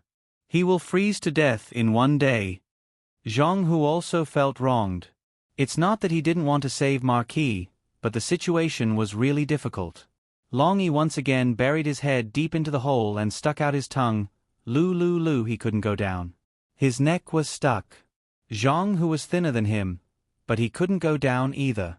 He found the smallest soldier, but he was still a few sizes too big. All of you, get out of the way, Princess Xinyong said. Everyone was stunned. Princess Xinyong slowly and carefully walked to the hole. She bent down and tried, but her shoulders couldn't go in. There was just a little bit more. Zhang Hu saw that she wanted to go down by herself, and his expression changed. Princess, you can't. It's very dangerous. Besides, we can't be sure that person is Marquis. You must not put yourself in danger. She straightened up and said calmly, turn around. Everyone was even more confused. Princess Xinyong raised her hand and began to take off her clothes. Zhang Hu hurriedly covered his eyes and turned around. He ordered, turn around. Close your eyes. The princess of the imperial family, who didn't even take off her veil in front of others, took off her clothes one by one behind the hundreds of soldiers. When she was only left with a thin undergarment, her delicate body was almost blown away by the biting cold wind. She was shivering from the cold. Her teeth were chattering, and she kept shivering. However, she didn't shrink back. She looked at the dark hole, closed her eyes, and jumped down. The latest chapter of this book is not finished yet. For more exciting content, please scan the QR code below to download the app. Novels are updated faster and more complete. Millions of novels are free to read. Novels with connotations that can't be found online are all available here. https://www.zhbqg.com/89642-896428272. HTML Genius memorized this site's address in 1 second. www.zhbqg.com Bikuj mobile reading website. zhbqg.com.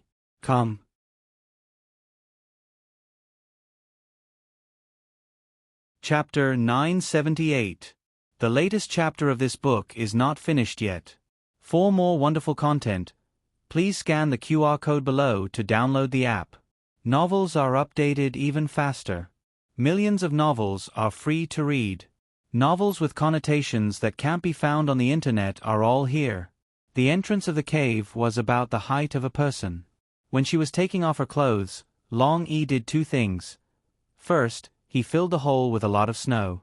Second, Long Yi threw down every piece of clothing she took off. Working with one hand and covering one's eyes with the other. Long Meng wasn't a bad shadow guard who would peek. Princess Xinyong fell heavily onto the soft clothes and snow. The force of the fall was greatly cushioned, so she didn't suffer any serious injuries. However, her skin was too delicate, and a large area of her arms and legs were scraped by the irregular holes. Ignoring the cold and pain in her body, she hurriedly got up and went to find that seriously injured person. But it was really too cold. She suddenly stomped her foot down, and her entire foot immediately surged with a dense, needle-like pain. She gasped in shock. But she didn't stop to deal with her pain. Instead, she used the weak light of the cave entrance to look around. Xiaoji! Xiaoji! This was a long and narrow underground cave. There were paths at both ends, but the deeper she went, the darker it became. She couldn't see anyone. Long Yi, where is it? She looked up and asked Long Yi. It's cold. Put on your clothes first. Long Yi reminded. Princess Xinyang said, I'm afraid it's too late. He's not dead yet. Long Yi thought for a bit and added, if he's dead, I'll remind you. Princess Xinyang. She put on her clothes, but her body didn't warm up so quickly. She was still unbearably cold. Long Yi then said, you're right. Princess Xinyang began to walk to the right. The terrain here was very complicated. It looked very close, but it was very difficult to walk. She fell several times, and her knees were bald. Her palms were also scraped. She endured the pain and got up. There was only one obsession in her mind, and that was to find Xiao Ji. Finally, she fell again. This time, she tripped over a leg. She didn't even think about whether this was a person, or whether this was a living person. When a princess who had lived a luxurious life touched a cold corpse with her hands, it was a terrible shock. Her hand touched his arm. Blood, warm blood. Her heart tightened. She continued to move up and touched his face, which was also covered in blood. She asked in a trembling voice, Xiao Ji, is that you, Xiao Ji? He sat on the cold ground, his back leaning against the hard rock wall. His head drooped down, unable to bear the burden. His breathing was short and weak. She touched his tall nose and his exquisite brow. Xiao Ji, is that you? He didn't respond. She then moved her hand down his arm and touched the hand that held the sword for many years. There were thick calluses on the web between his thumb and forefinger, and mottled scars on his hand. It was him, right? Was it true or not? At this critical juncture, she realized that her understanding of him was pitifully small. The only 2 nights of intimacy were when she was drugged and unconscious. She had no idea what kind of wounds and scars he had on his body. He had never allowed her to see them. Waist injury. She knew about this. Chong Jing had always mentioned it, saying that it was an old injury that could not be completely healed. A Hang had once asked Jiao Jiao to take a look at it, but Jiao Jiao said that it could only be recuperated. Waist, where is the waist injury? Princess Xianyang did not understand. She thought that the waist injury meant that someone had cut his waist with a knife. That would definitely leave a long scar. She reached out and clumsily undid his armor in the dark. She undid it for a long time, but in the end, she did not know if she had successfully undone it or if she had forcefully ripped it off. His scent was covered by the thick smell of blood, so she could not smell it at all. She could only use this stupid method. Her hand fumbled around his waist, but it was bloody and sticky. Was there an injury here? Her movements paused. Just as she was about to feel how serious the injury was, her slender wrist was grabbed by a large hand. Immediately following this, she heard a weak and hoarse voice. Qin Fengwen, what are you doing? Princess Xianyang was startled. Xiao Ji. It's really, you? Her eyes reddened, and hot tears welled up in the corners of her eyes. Xiao Ji's injury was serious, so his voice was weak, but his small voice was still very annoying. Qin Feng, don't think that because this marquis is injured, you can take advantage of this opportunity to do whatever you want to this marquis. Princess Xianyang suddenly could not cry. His body was burning up, and his consciousness was gradually becoming hazy. However, he did not let go of her wrist. It seemed that all of his strength had been used there. Princess Xianyang raised her other hand and touched his forehead. It's so hot. How did you get here? Didn't you and Chong Jing fall into the snow pit up ahead? Below the snow pit was this cave. He had pushed Chong Jing up and fell down. 2 stone slabs in the cave had collapsed, sealing the entrance. He dragged his injured body in another direction. After walking for an unknown distance, his strength was exhausted, and he could no longer walk. Princess Xianyang said to him, "Wait for me here. I'll go call Long Yi."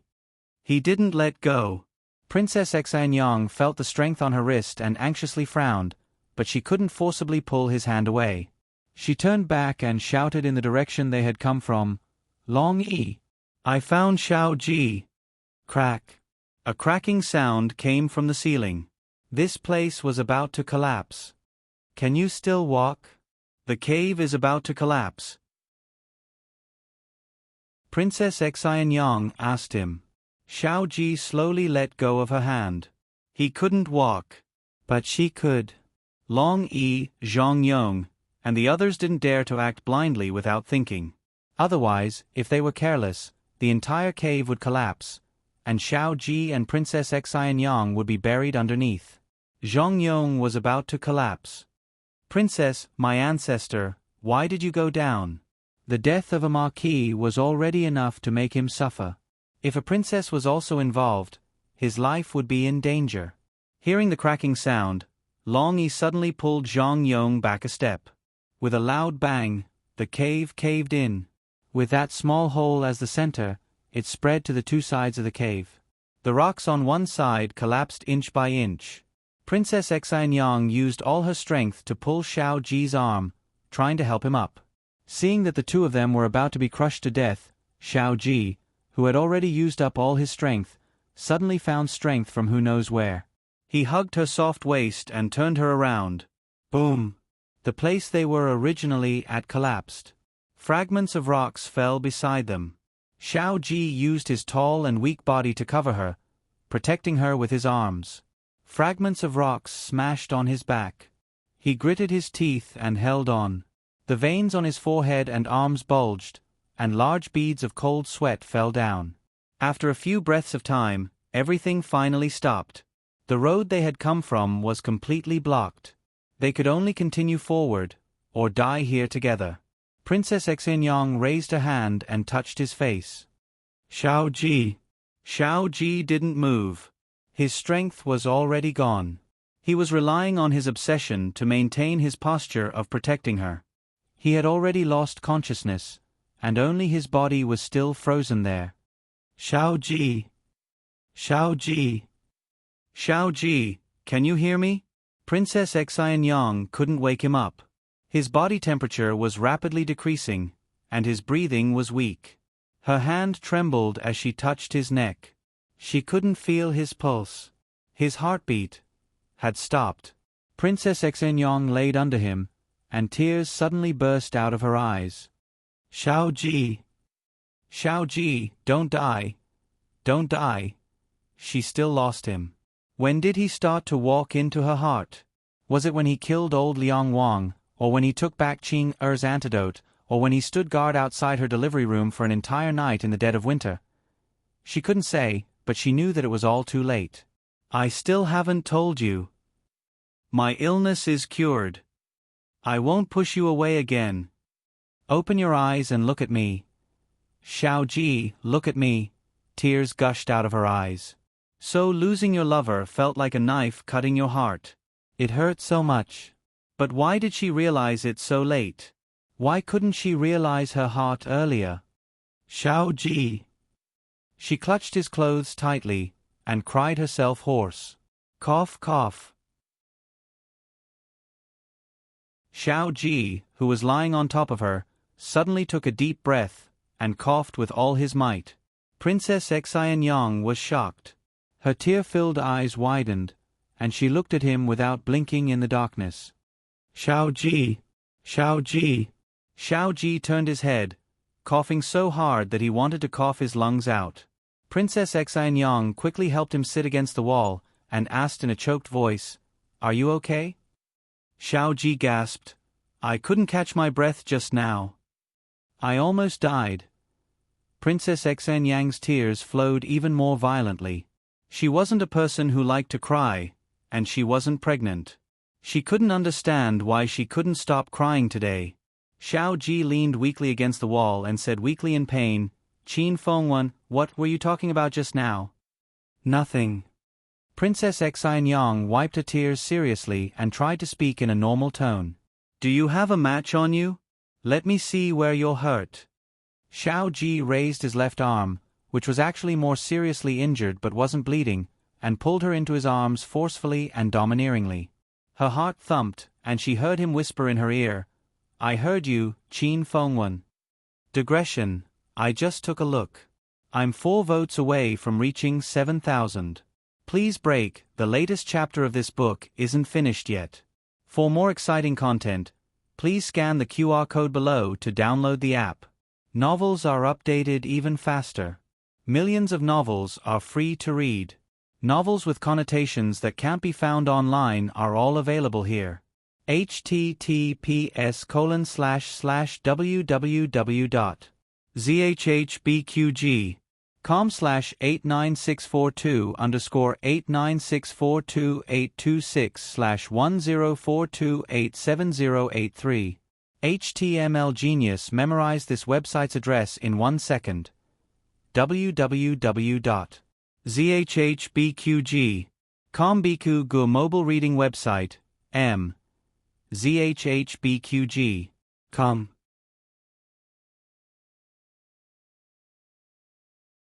Chapter 979. The latest chapter of this book is not finished yet. For more wonderful content, please scan the QR code below to download the app. Novels are updated even faster. Millions of novels are free to read. Novels with connotations that can't be found online are all here. On the ground, the snowy ground that had experienced a terrifying collapse was a complete mess. Zhang Hu almost fell down and was buried together with the snow. Long Yi had saved him in time. At this moment, the two of them were standing 20 steps away from the collapse point. Behind them were 100 guards who had their backs to them and their eyes closed. Zhang Hu didn't have time to give them the order to open their eyes. He looked at the snowy ground that had collapsed and knelt on the ground. It's over for his mother. Marquis Xianping and Princess Xinyang had both died right under his nose. If this matter was spread to the capital, he couldn't escape because he didn't protect his master. If he couldn't protect others, he might have a chance to live. But one of them was Empress Zhao's most trusted brother, and the other was the Emperor's most beloved sister. Even if she wanted to find someone to vent her anger on, he and these 100 people wouldn't be enough to vent the hatred in her heart. His gaze shifted to Long Yi, who was at the side. Although he shouldn't say this, the thought of silencing them had indeed flashed through his mind. Of course, it was just a thought. Even if he and the 100 guards behind him worked together, they wouldn't be able to do anything to them. The heavens wanted to kill him. The heavens wanted to kill him. Long Yi stared at the collapsed snowy ground. After a moment, he turned around and walked forward. Lord Long Yi. Zhang Hu called out bravely, "Are you going back to the capital to report?" Could he leave 2 days later so that he could tell his family what to do after his death? Find the exit and save them. Long Yi said coldly. Zhang Hu was startled at first, then ecstasy welled up from the bottom of his heart. But since he guessed it, he still had to verify it. Lord Long Yi, you mean, the Marquis and the Princess, are still alive? Yes. Long Yi nodded. The cave entrance was sealed, blocking the sound to a certain extent, but Princess Xinyang was crying so loudly that even a deaf person could hear it. Zhang Hu, who didn't hear anything. I'm offended. Zhang Hu intended to search together with him, but was rejected by Long Yi. Don't come over, you'll crush it. Zhang Hu, who had just lifted his leg, froze in the middle of the air. He embarrassedly retracted his leg and said to Long Yi, "Then what can this little one do?" Long Yi thought for a bit, then honestly said, "Disappear." Zhang Hu. Underground, the two trapped in the pitch-black cave had no idea what was happening on the surface. Princess Xinyang was stiffly held in someone's arms. It was pitch black all around, and he couldn't even see his own fingers. However, the loss of his eyesight allowed him to magnify his other senses. His warm breath fell on the top of her head, and his vigorous heartbeat traveled into her ears, shaking her entire heart. His words, "Qin Fengwan, I heard you," was like a raging fire burning in her heart. The awkwardness that had accumulated for more than 30 years swallowed her up, and even her cheeks turned red. She was a prideful person. She was a princess. She thought he was dead, which was why she cried and screamed, saying those unbearable words. If she had known he was still alive, people were like this. They clearly came to say those words, but when they were actually heard, they didn't want to admit it. "I didn't say anything," she said stubbornly. "You heard wrong." Xiao Ji repeated her words word for word. He was thick-skinned, so he didn't feel any pressure doing this kind of thing. Princess Xinyang hated that she couldn't find a hole to stuff him in. Why didn't you have such a good memory when you were studying? Xiao Ji's face was pale, and he smiled weakly. There was also the last sentence, I like you. Princess Xinyang blurted out, there was no such sentence. You're talking nonsense. Xiao Ji made an oh sound. So you admit it. There were the first few sentences. Princess Xinyang, who was suddenly tricked. Cough, cough, cough. Xiao Ji coughed violently. He was seriously injured and couldn't speak much, but he said so many words in one breath. He was simply courting death. Why, you're already like this. Don't you know how to speak less? Princess Xinyang's shame turned into heartache. She was afraid she would press on his wound, so she reached out to leave his embrace. However, he tightened his grip on his fractured left arm and pulled her into his embrace. He said with an unruly expression, if I die under a peony, I'll still be a romantic ghost. Princess Xinyang, I think you're looking for a beating again. Cough, cough, cough. The injured person pretended to be pretentious for less than 3 seconds before coughing up a mouthful of blood. Princess Xinyang decisively straightened her body in his arms and groped around his chest. Finally, she found the match. During this time, he made several sounds. He probably wanted to speak, but he was suppressed by his coughs. Princess Xinyang could already guess what he wanted to say. I'm already like this, yet you're still plotting against me. Qin Fengwan, you beast. Thinking about how he wanted to say it but didn't, and how he failed to tease her, Princess Xinyang wanted to laugh. But when she blew on the match and saw his injuries, she couldn't laugh at all. His injuries were too serious, much more serious than she had imagined. He had grabbed her hand in time and deliberately provoked her with his words, but in reality, he didn't want her to touch the wound on his waist. His skin and flesh had been torn open, and the wound was so deep that she could see his bones. However, this wasn't the only injury on his body. Some wounds were visible, while others were unknown. The entire area was covered in sticky blood. It wasn't an exaggeration to say that this scene was shocking. How did you get injured like this? She forced herself to calm down, but her voice still trembled uncontrollably. Xiao Ji hesitated for a moment before telling the truth. They captured Xiao En and Xiao Zhe. That trap was originally prepared for the 2 brothers. He had risked his life to pull them up, but the price was that he had fallen down.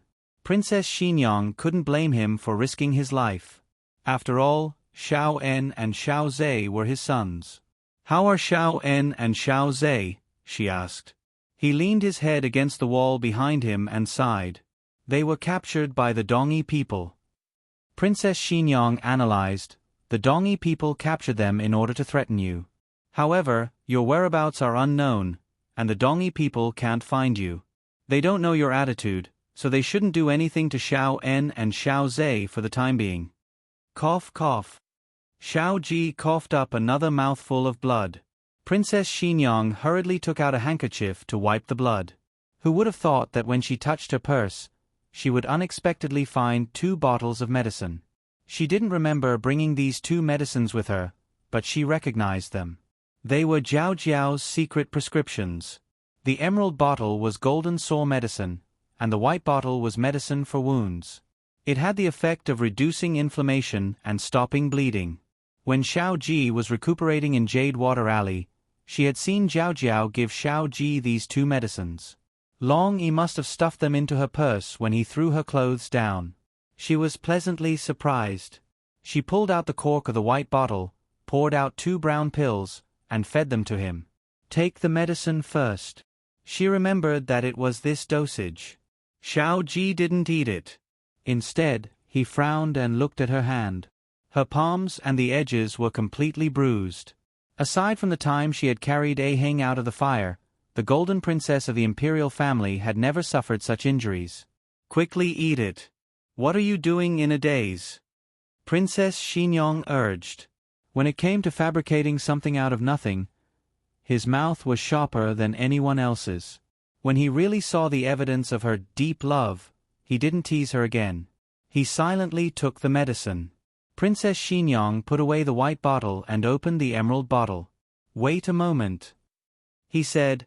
"This medicine seems to have expired." "No. Yes, it tastes wrong." "What's wrong?" "Long Yi gave it to me. It can't be an expired medicine. If you don't believe me, I can apply it for you to see." As she spoke, she pulled out the cork and applied the medicine to her wound. "It's not red or swollen." Xiao Ji curled his lips and said, "Your hand is so rough. I can't test it. Try using your knee. You really have a lot of problems." Princess Xinyang lifted her pant leg and applied a thin layer of the medicine to her knee. "It's not expired. It's a good medicine." Xiao Ji saw that she had applied the medicine to all the places that needed to be applied. Only then did he let out an "oh" sound. Princess Xinyang finally understood. There wasn't much medicine to begin with, so she had been tricked again. Xiao Ji took the medicine bottle and said with a look of disgust, "Your hand is heavy. I'll do it myself." Princess Xinyang was about to speak, but he did not give her a chance. "Turn around.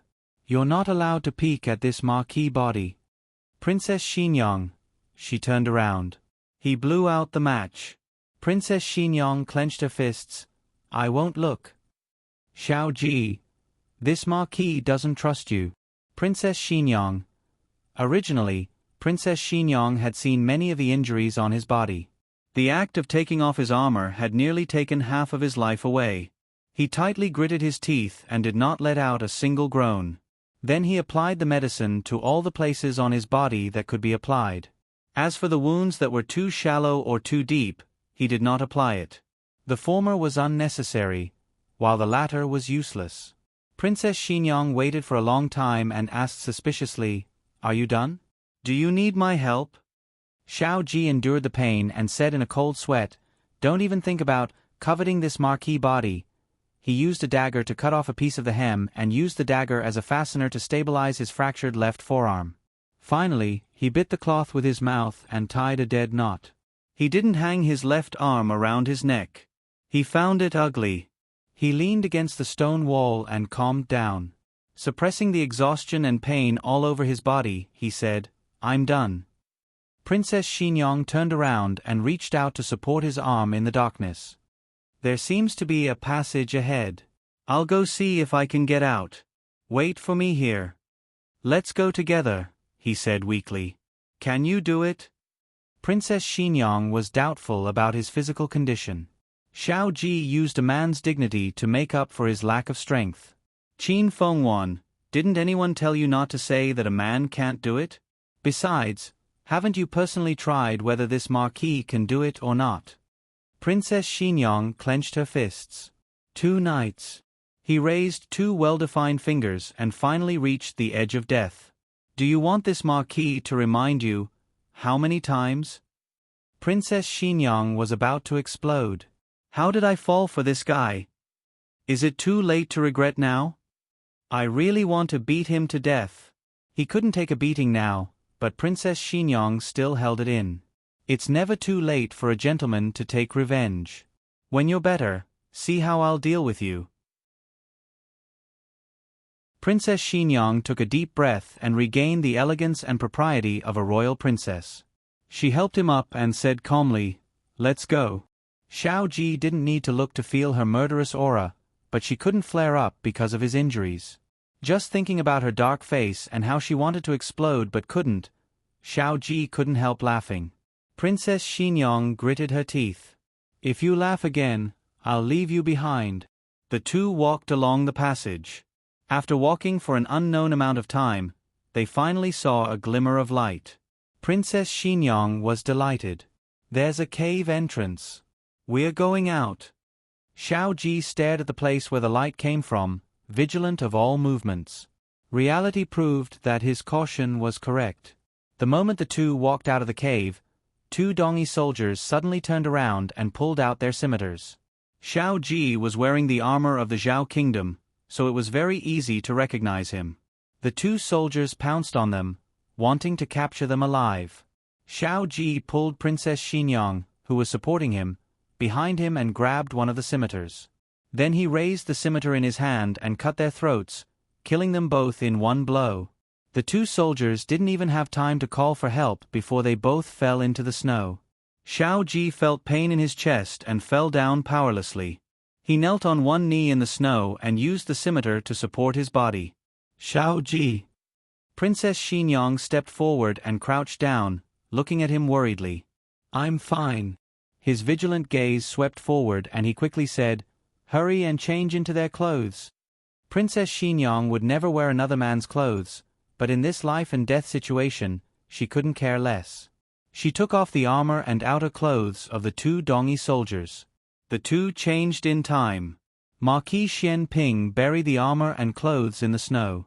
The corpses of the two Dongi soldiers were pushed into a nearby ditch and covered with snow. Princess Xinyang also helped. She raised a sleeve and was about to wipe the sweat off her forehead when she remembered that it was someone else's clothes. She immediately put her hand down. She gasped for breath and said, There's no problem now, right? As soon as she finished speaking, the two turned around and saw an old woman with a walking stick standing in the snow not far away, staring at the two of them without blinking. The latest chapter of this book is not finished. For more exciting content, please scan the QR code below to download the app. Novels are updated at a faster rate. Millions of novels are free to read. Novels with connotations that can't be found online are all available here. https://www.zhbqg.com/89642_826/1042722323. HTML Genius memorized this website's address in 1 second. www.zhbqg.com Biku Gu mobile reading website, m. zhbqg.com.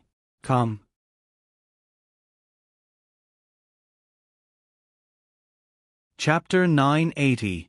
The latest chapter of this book is not finished yet. For more exciting content, please scan the QR code below to download the app. Novels are updated faster. Millions of novels are free to read. Novels with content that can't be found online are all available here.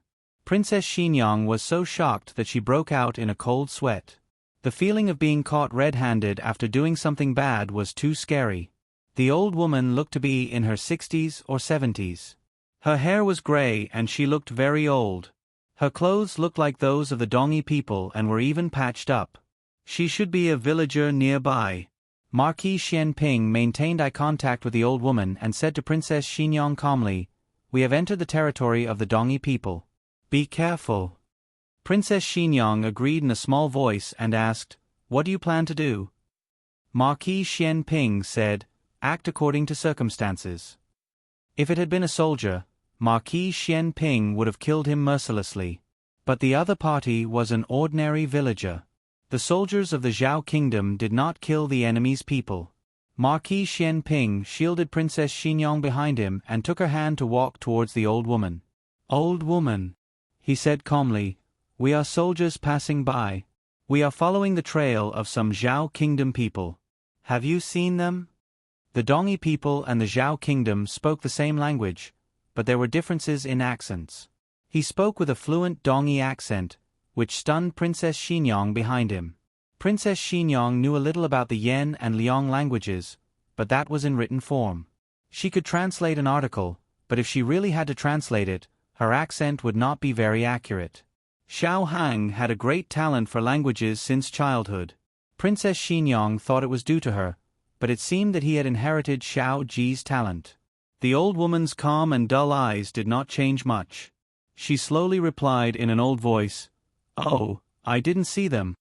Old woman, do you live nearby? Who else is at home? Marquis Xian Ping continued to ask.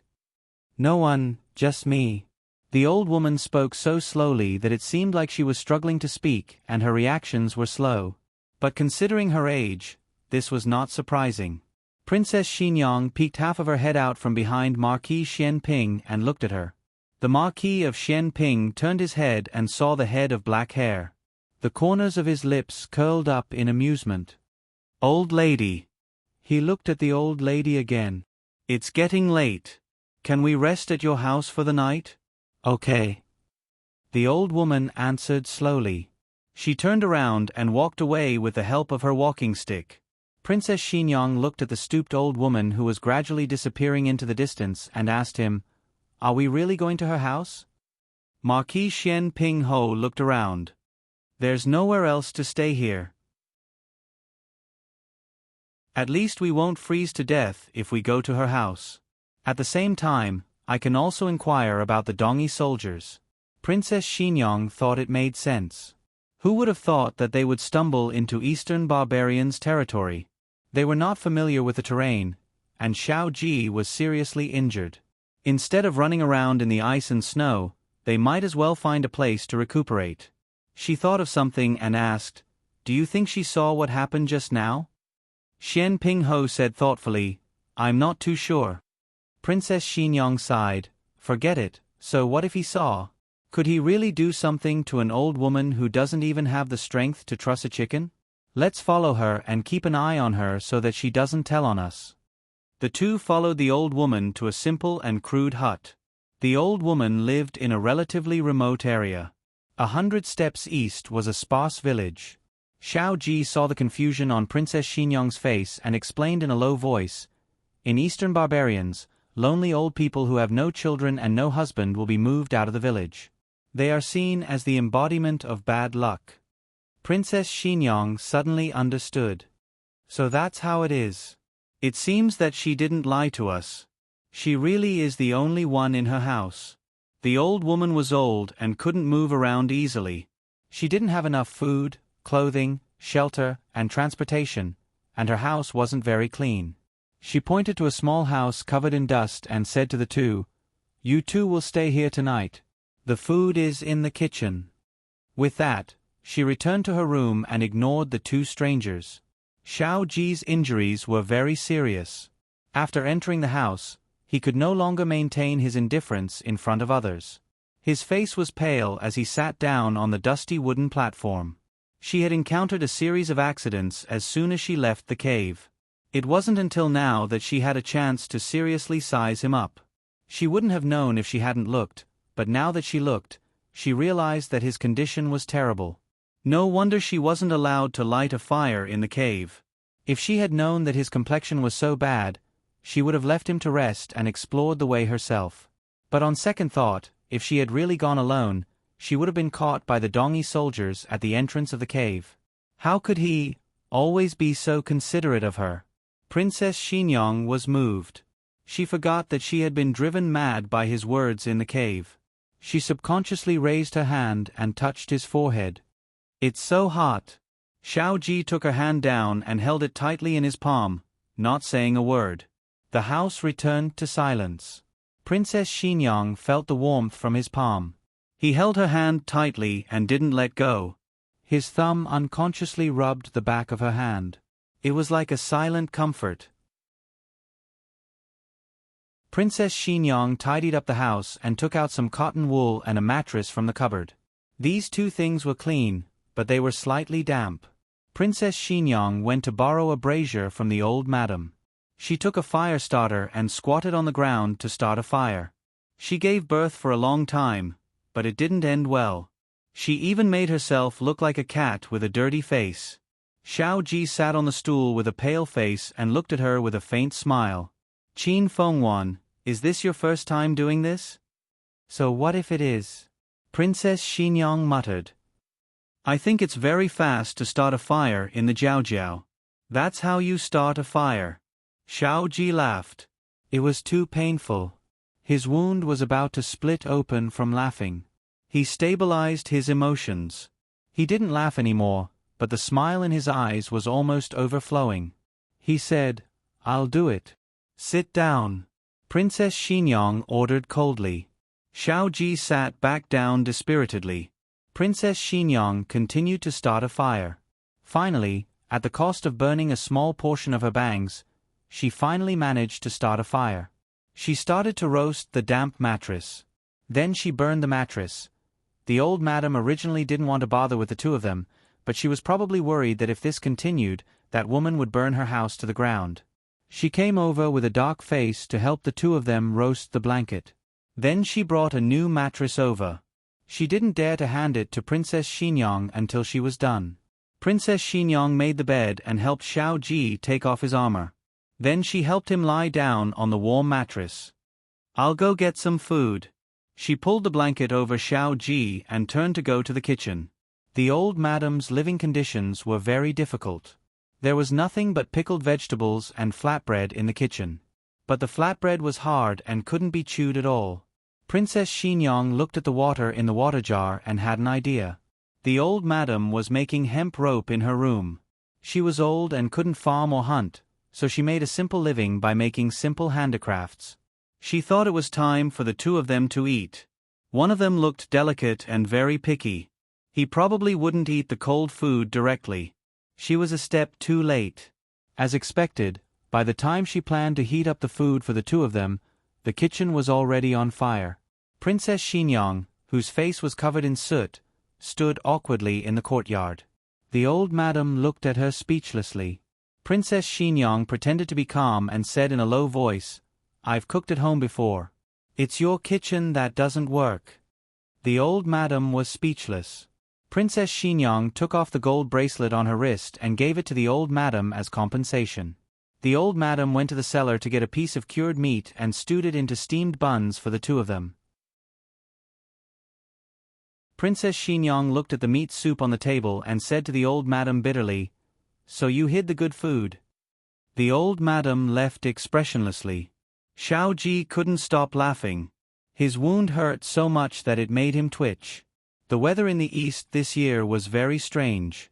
The first month was almost over, but it snowed heavily. Snowflakes the size of goose feathers fluttered down. Unlike the snowy scenery in the capital, the snow in the mountains gave people a sense of tranquility and distance. Princess Xinyang helped the old madam put away the clothes and straw rope that had been hanging outside. "Old madam, where did your family go?" she asked. She had only asked casually, thinking that the old madam wouldn't answer. Unexpectedly, after a moment of silence, the old madam lightly said, "Dead. They were captured and sent to war. They all died." Princess Xinyang looked at the old madam's lonely and stooped back and didn't say anything else. She saw it. At night, the two of them lay on the bed. Princess Xinyang said to Xiao Ji, "Ha." Xiao Ji didn't understand why this topic had suddenly come up. Princess Xinyang looked at the dark beams and said in a daze, "She saw us kill the Dongi soldiers.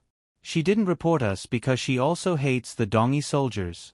Her family was captured and exiled. They all died in battle. The cruelty of war wasn't something that ordinary people could bear. Xiao Ji didn't like war either, but he had a duty. If he didn't fight, he would destroy the home behind him. The Dongi soldiers were the same. Everyone served their own master. However, he had always been opposed to capturing able-bodied men and exiling them. The Dongi king should be killed, and the Dongi royal power should be destroyed. He held her hand, giving her silent comfort and strength in the darkness. Princess Xinyang's emotions gradually calmed down. "Xiao Ji, are you asleep?" she asked softly. She was met with a series of even breaths. "That's right. He was so badly injured and had a high fever. He must have been sleepy long ago." Princess Xinyang couldn't sleep. She propped herself up with her arms and stared unblinkingly at his sleeping face through the snowy light that came in through the cracks in the window. 20 years were like a day. His magnificence hadn't diminished. "Xiao Ji." She called him again. Xiao Ji was in a deep sleep. She stared at him, and a bold thought suddenly flashed through her mind. Her cheeks flushed, and she lowered her head. Was she possessed? How could she be like this? But she propped her head up again and shyly peeked at him, her heart thumping wildly. Anyway, he was asleep and wouldn't know. The well-educated, dignified, and noble Princess Xinyang finally mustered up her courage and slowly approached him with a red face. Her watery eyes landed on his diamond-shaped thin lips. She took a deep breath and did the boldest thing she had ever done in her life. She leaned over and touched his cheek lightly with her lips. In the night, A low sneer was heard. Qin Fengwan, you mustered up your courage for half a day, and this is it? Princess Xinyong's hair stood on end. The latest chapter of this book isn't finished yet. For more exciting content, please scan the QR code below to download the app. The novel will be updated even faster. Millions of novels will be read for free. All the novels that can't be found online are available here. https://www.zhbqg.com/89642_826/1042666729. HTML Genius memorized the website address in 1 second. www.zhbqg.com Biku Gu mobile reading website, zhbqg.com.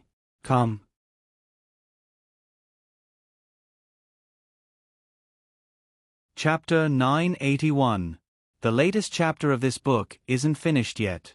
For more exciting content, please scan the QR code below to download the app. The novel will be updated even faster. Millions of novels will be read for free. All the novels that can't be found online will be available here. Is this guy pretending to be asleep? Why is he always like this? Princess Xinyong was in a bad mood.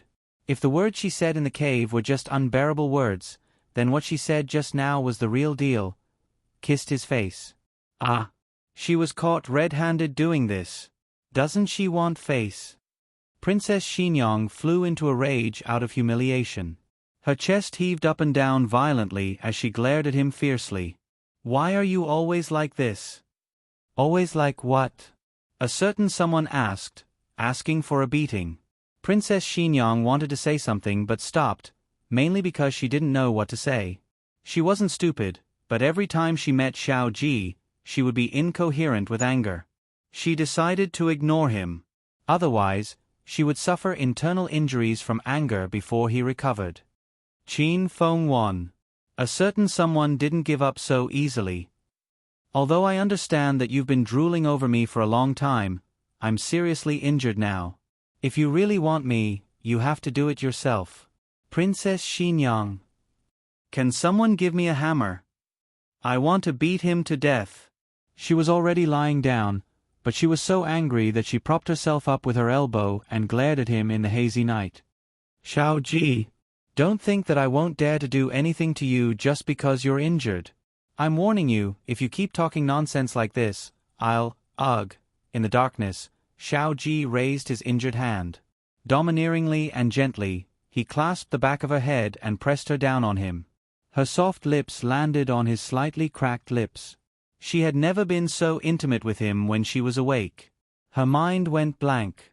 The entire world seemed to quiet down, and all she could hear was her thumping heartbeat. After their lips kissed, Xiao Ji didn't take the next step. He patiently waited for her to get used to it. After making sure that he didn't bring back any bad memories, he really kissed her. It was a deep and lingering kiss. Princess Xinyong was completely dumbfounded. So it can be done like this? Her heart was beating so fast, and her chest was so swollen that she almost couldn't breathe. He released her slightly and said in a hoarse voice, "Idiot, take a breath." I can't change it." She was about to faint. Her whole body was heating up, and her face was so red that it was almost dripping blood. Xiao Ji laughed mischievously. "Your heart is beating so fast?" Princess Xinyong placed her hand on his chest.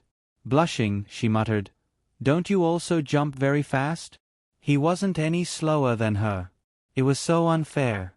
Her heart was beating so fast, but she was the only one who was panicking. He was so calm as if nothing had happened. Indeed, this kind of thing also depended on talent. Xiao Ji's lips curled up slightly as he looked at Qin Fengwan, who was lying on top of him. He raised his eyebrows and said, "Qin Fengwan, the next time you steal a kiss from me, I'll use this standard." "Who wants to steal a kiss from you?" Princess Xinyong muttered without any confidence, her face turning even redder. "He's asleep." She lay down angrily beside him. Outside the house, Snow was falling and the cold wind was howling. She touched her wet and soft lips, savoring his deep kiss. She actually liked it a lot. Snowflakes fluttered down for most of the night. Princess Xinyong's heart was thumping all the way until she fell asleep. It was a feeling she had never felt before. It was very strange, but also very beautiful. Her mood and breath inadvertently affected Xiao Ji. Unintentional teasing was the most fatal. Unfortunately, Xiao Ji was injured like this and couldn't do anything more excessive. He could only obediently fall asleep. On the other side, Long Yi was doing his best to find the whereabouts of the two people. However, due to the difference in terrain between the underground and the surface, it was already 3 days later when he found the exit of the cave. During these 3 days, Xiao Ji was peacefully recuperating at the old woman's house. Princess Xinyong took off all the valuable things she had and gave them to the old woman. As the saying goes, if you take someone's money, you have to take care of someone else's disaster. The old woman lied that she was injured and went to the villages witch doctor to buy a few herbs and some special ointment. Needless to say, it was quite effective. Xiao Ji's fever subsided and his injuries also gradually improved. However, on the night of the 3rd day, an unforeseen event occurred. A group of Dongi soldiers suddenly came to the village. At first, the two people thought that these Dongi soldiers had come to capture them, but later they discovered that this was not the case. They were clustered around a carriage and seemed to be escorting someone with status. When that person got out of the carriage, the two people stealthily glanced at the hillside behind the small thatched cottage. They discovered that it was actually a man wearing a bamboo hat and a curtain. He was completely covered from head to toe. "Are you sure it's a man?" Princess Xinyong asked. "I heard his voice," Xiao Ji said. Princess Xinyong was stunned. "You can hear him from so far away?" Xiao Ji faintly smiled. "Your man is very powerful." "My man." Princess Xinyong felt a little uncomfortable from this sudden address. Xiao Ji didn't seem to realize that he had said something that made her blush. He looked in the direction of the group of people and said, "Those Dongi soldiers are very high-ranking. They seem to be the Dongi King's personal guards." When it came to business, Princess Xinyong's mood became much more serious. "Is the person they are escorting the Dongi King?" Xiao Ji shook his head. "It doesn't seem like it. The Dongi King is at least 50 or 60 years old. That's a young man." Princess Xinyong thought for a moment. "The Dongi King's son?" Xiao Ji said seriously, "We can't rule out this possibility. But why would he cover himself so tightly?" The two people went to ask the old woman for information. The old woman said that she knew nothing about this. She was just an old woman in the countryside. The furthest she had been was the forest 10 miles away. The most honorable person she had seen was the village chief. After returning to the house, Princess Xinyong saw that he was deep in thought and knew that he had a plan. She asked, "Are you planning to do something? They have a lot of people and you haven't recovered from your injuries. You are no match for them." Xiao Ji said, "I won't fight them head-on." Princess Xinyong's expression changed slightly. "Are you planning to take that person's place and meet the Dongi King?" Xiao Ji silently agreed. Princess Xinyong clenched her fists. "Are you crazy? You've only been recovering for 3 days. Your wounds haven't even healed. If you go and assassinate the Dongi King at this juncture, aren't you going to die?" Xiao Ji smiled easily. "As long as I kidnap him, I won't die." Princess Xinyong frowned. "What if you don't succeed?" The smile on Xiao Ji's face faded. "Xiao En and Xiao Zhe are still in the Dongi King's hands. I've been missing for 3 days. At the time, the Dongi people saw me fall into a trap. I was heavily injured and had to be pulled up by Chongjing. If I don't appear for too long, the Dongi people might think that I died from my injuries." He stopped there. How could the intelligent Princess Xinyong not understand? The Dongi King had captured Xiao En and Xiao Zhe to threaten him. If he died, Xiao En and Xiao Zhe would lose their value. They would be killed or tortured to death. She didn't try to dissuade him anymore. Instead, She made a request. I don't object to your plan, but you have to bring me along. Xiao Ji was helpless. Qin Feng Wan, Princess Xinyang interrupted him. That person had a servant beside him, and they were sitting together in the carriage. Do you think that servant is just a decoration? He must be serving him closely and taking off his bamboo hat and curtains every night. If we replace them together, nothing will go wrong. Actually, she had a deeper consideration. Marquis Xianping was a general. If he was really captured, he would rather take his 2 sons and commit suicide than fall into the hands of the Dongi people. She didn't want that to happen. I'll be fine no matter what. I'm a princess. If they capture me, they can exchange many things with His Majesty. If she was a princess without power or influence, she might not be able to speak so boldly. Everyone knew that she was favored by the emperor and was His Majesty's most beloved princess. Even though she herself felt that this rumor was fake, it was enough to scare others. Seeing that Xiao Ji still didn't relent, she pointed outside the door. Are you sure you want to leave me here alone? Do you believe that the moment you leave, the old lady will sell me out? The old woman who was sweeping the floor in the central room. What really made Xiao Ji decide to take Qin Fengwan away was what happened next. The Dongi soldiers found the corpses of the 2 Dongi soldiers killed by Xiao Ji in the ditch near the entrance of the cave. The group immediately became alert and started searching inside and outside the village. Xiao Ji hurriedly used his sword to break the bed in the old woman's room. He also hid one of the 2 cups on the table and took out a stool, making it seem like only one person had lived in the room. The old woman lived alone, so the villagers must know that this room was originally empty. Xiao Ji's actions would make them think that the old woman's bed was broken and she had no choice but to move into this small room. Princess Xinyang sighed inwardly. He was just like this. He looked like a rough person but was actually very meticulous. He had killed countless people on the battlefield, but he had also protected even more people. Xiao Ji used the fastest method to erase all traces of the 2 people living in the room. Then he took Princess Xinyang out of the back door. Since the Dongi soldiers sent out at least half of their forces to search for the murderer, the security around the mysterious young master decreased sharply.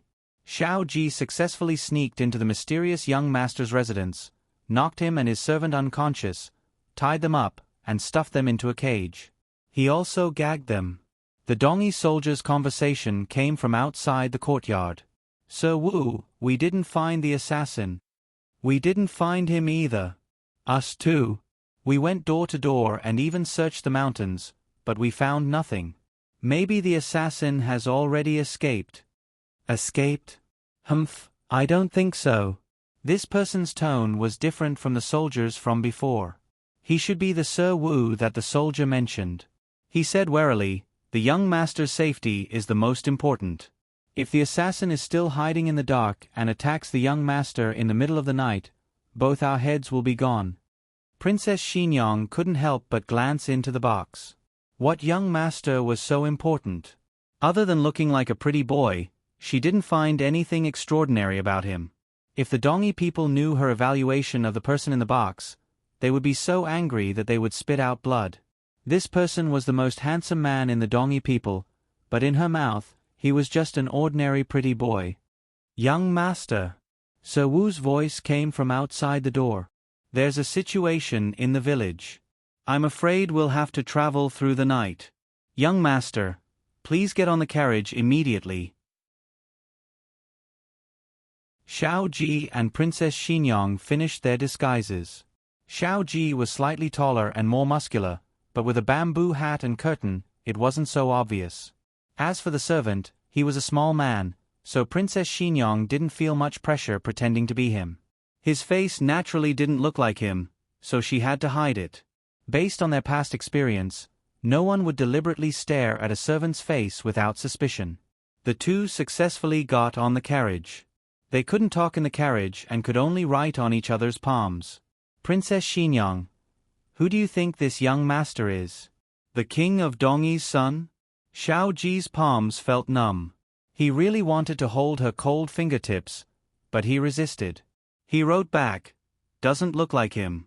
This time, it was Princess Xinyong's palms that felt numb.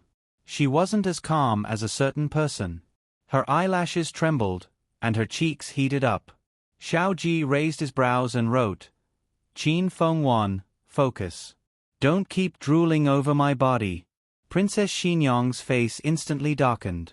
Both of them thought this person must be related to the king of Dongyi, but when they arrived at their destination, they realized they were wrong. A group of women came to welcome them. The leader was dressed in red. She asked faintly, "Is the young master here?"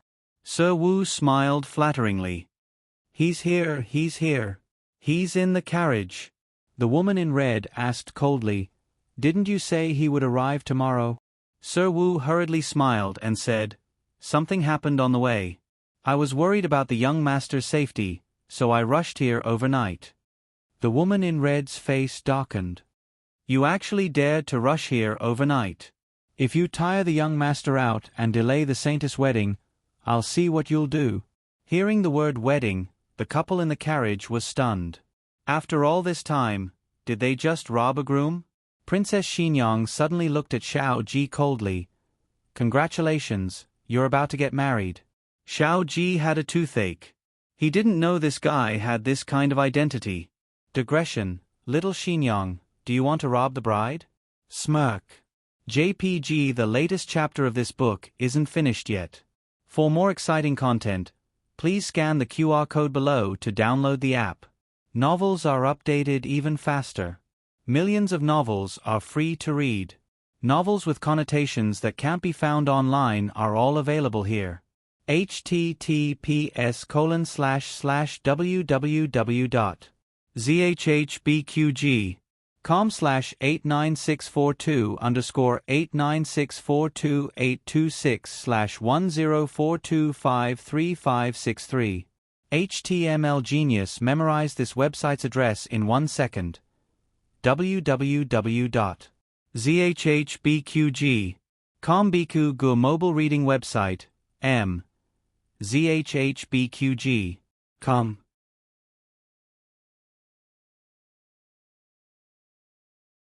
Chapter 982. The latest chapter of this book is not finished yet. For more exciting content, please scan the QR code below to download the app. Novels are updated even faster. Millions of novels are free to read. Novels with connotations that can't be found on the internet are all here. Long Yi found the village after Xiao Ji, Princess Xinyong, and the others had left. The old woman's hut was the closest to the cave, so he went to her first. He had stayed with Princess Xinyong for many years, so he knew her aura like the back of his hand. As soon as he entered the hut, he knew she had been there. He asked the old woman where they had gone. He was wearing a mask, and his eyes were emitting endless killing intent. "Meng Meng is very fierce. You better tell me the truth. Otherwise, I'll kill you." The old woman was successfully threatened. She raised her hand and pointed to the hillside in the backyard. They left from there. Xiao Ji didn't say where they had gone. First, he didn't want to implicate the old woman, and second, he was in case the old woman betrayed them. Protection was one thing, trust was another. If he didn't take care of everything, he wouldn't have been able to live until now. Long Yi went to the back of the mountain and followed the traces to the house where the young master had once lived. The senses of a martial artist were different from ordinary people.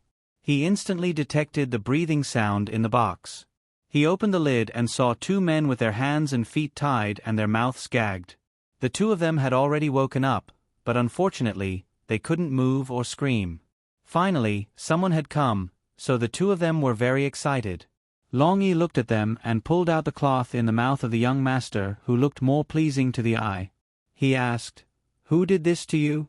The young master hurriedly complained, "A man and a woman. They were wearing the clothes of Dongyi soldiers, but their accent didn't sound like Dongyi people." "Wait, your accent doesn't sound like Dongyi people. Where did they go?" Long Yi grabbed his neck. The young master trembled. To the Saint Lady's Hall." He had heard the 2 of them disguised as master and servant being escorted into a carriage by the Dongyi King's guards, so they should be going to the Saint Lady's Hall. "Where is the Saint Lady's Hall?" Long Yi asked again. The young master trembled. I haven't been there. He had never been there before. The temple of the Saint Lady was the most sacred and mysterious place in the entire Dongi tribe. Outsiders had no way to get close to it. If it weren't for his good looks and excellent birth characters, he wouldn't have had the chance to be chosen to marry the Saint Lady. But who would have thought that he would be intercepted halfway? Long Yi determined that he couldn't ask anything, so he knocked out both of them with his palm, then closing the lid of the box, he went out. He followed the wheel tracks and footprints in the snow to the entrance of the village. As he passed by a big tree, he heard a teasing voice above his head. "Big guy, are you going to the temple of the Saintess?" He raised his head and looked at the little princess of the Eastern barbarians sitting on the tree branch in confusion. The little princess of Dongi jumped down and looked at him strangely. "I know the way to the temple of the Saint Lady." Long Yi looked at her and said, "Lead the way." The Dongi princess was stunned. "You're not even going to ask if it's true? Also, why don't you ask me why I'm helping you?" "Lead the way," Long Yi repeated. The Dongi princess curled her lips. "I won't." Long Yi left. The little princess of Dongi stared at his back with her almond-shaped eyes and stammered, I already said that I won't lead the way." Then she followed him. The Temple of the Saintess was a shrine located on the Dongi Mountain of the Eastern barbarians. Of course, this was only for the Eastern barbarians. In the eyes of Xiao Ji and Princess Xinyang, it was just an ordinary palace. It wasn't a particularly ingenious one. However, the atmosphere in the palace was very mysterious. There were only women here, no men. Everyone was expressionless, as if they didn't belong to the mortal world. In addition, there was incense burning everywhere in the palace. There was incense at the door, in the corridor, and even in the room. The first thing that came into view were two large incense burners. Achoo! Princess Xinyang's nose itched and she sneezed. The woman in red frowned and looked at her. Xiao Ji calmly said, "When can I see the Saintess?" The woman in red's attention was successfully diverted. Her gaze moved away from Princess Xinyang's face and landed on Xiao Ji's screen. According to the rules, you can only see the Saintess on the wedding day in 3 days. If the Saintess wants to see you, she will come over. It seemed that these people didn't recognize the young man's voice. Perhaps they hadn't seen his face. Forget it, he shouldn't show his face so easily. "Can I go in and rest?" he asked indifferently. "Yes," the woman in red said. Xiao Ji led Princess Xinyang into the side room. He went in, but Princess Xinyang was stopped outside. "What do you want?" he asked in an icy voice. The woman in red didn't expect this young master's aura to be so strong. Her voice sank, and she almost couldn't bear it. Wasn't he a poor boy from the countryside? He was called the most handsome man in the Eastern barbarians because of his appearance. In fact, he didn't have much ability. The Saintess chose him because of his appearance and birth characters. Why did the person in front of her give her a different feeling from the rumors? But doubts were doubts, and it didn't rise to the point of suspecting that he was an impostor. After all, he was sent by the king of Dongi. She bowed and said, "The rules of the Saintess Temple forbid men from staying in the temple. He will come with me to the outer hall." Xiao Ji said majestically, "He is my attendant. I am used to him serving me. He must stay."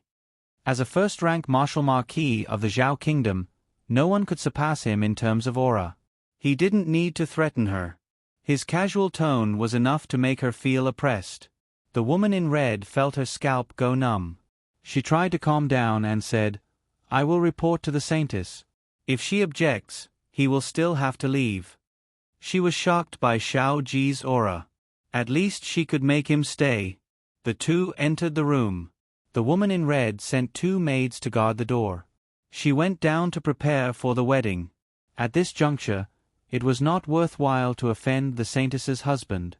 He was just a servant. Let him stay. Anyway, she had already explained the rules. If the Saintess blamed her one day, it wouldn't be her disobedience. It would be the Lang Jun. The room was very large.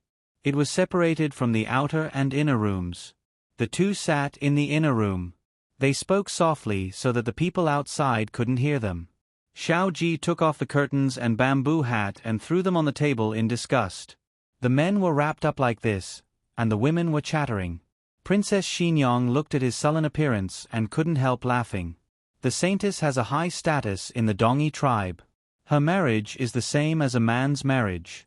Her husband also has to abide by the 3 obedience and 4 virtues. He can't casually show his face in public. Xiao Ji looked at her with a faint smile. Qin Fengwan, you seem to be very envious. Why? Do you want to imprison me and make me your exclusive property? Princess Xinyang said angrily. When did I say that? Xiao Ji raised his eyebrows. You just didn't say it. That means you thought it. TSK, Qin Fengwan, I didn't expect you to be this kind of person. Princess Xinyang was so angry that her face darkened again. At night, the woman in red personally delivered the wedding clothes for the Lang Jun to try on. You guys go out. He'll help me change, Xiao Ji said to the people holding the clothes and hair accessories through the curtain. The woman in red ordered the servants to put the clothes on the table in the outer room. Then she left as instructed. The door was open. They couldn't leave until they knew the results of the fitting. Princess Xinyang carried the clothes into the inner room and whispered, Do you really want to try it on? Xiao Ji whispered, They won't leave if I don't let them see. This was their duty. They had to ensure that every detail of the wedding was perfect. If the Longjuan's wedding clothes didn't fit, they would be blamed. Princess Xinyang understood this and didn't say anything else. She hesitated for a moment before asking him, You? Xiao Ji smiled and looked at her. Of course I can't change. Can you do me a favor? Princess Xinyang thought that it was inconvenient for him to be seriously injured, so she silently walked over and helped him untie his belt. The wounds on his body were wrapped tightly with strips of cloth, and there was a slight trace of blood. His taut muscles were well defined, and he constantly emitted a sense of strength from battle. Princess Xinyang's eyelashes trembled. She looked away and turned around to take the wedding clothes. There were 3 layers in total: underwear, and wedding gown. He opened his arms to make it easier for her to dress him. She was so close to him that she could clearly feel his unique masculine aura. It was somewhat captivating. She wrapped her hands around his back and tied his belt for him. This action made it seem like she was hugging him. Her cheek inadvertently rubbed against his firm and broad chest. He suddenly sucked in a breath of cold air. She was slightly startled and hurriedly retreated. She looked up at him in panic. Did I hurt you? Did I touch your wound? He took a deep breath and raised his well-defined hand to cup her cheek. His thumb lightly pressed against her soft lips. His eyes gradually darkened, and his voice became hoarse. Qin Fengwan, do you want me to take you here? She stared blankly at this incomparably handsome face and felt his seductive aura. Her head heated up as she asked, Then, do you want me? Digression. Friends with monthly votes, remember to vote, the latest chapter of this book isn't finished yet. For more exciting content, please scan the QR code below to download the app. Novels are updated faster. Millions of novels are free to read. Novels with connotations that can't be found online are all available here. https://www.zhbqg.com/89642/826/1042473556. HTML Genius memorized this website's address in 1 second. www.zhbqg.com Biku Gu mobile reading website, m. zhbqg.com.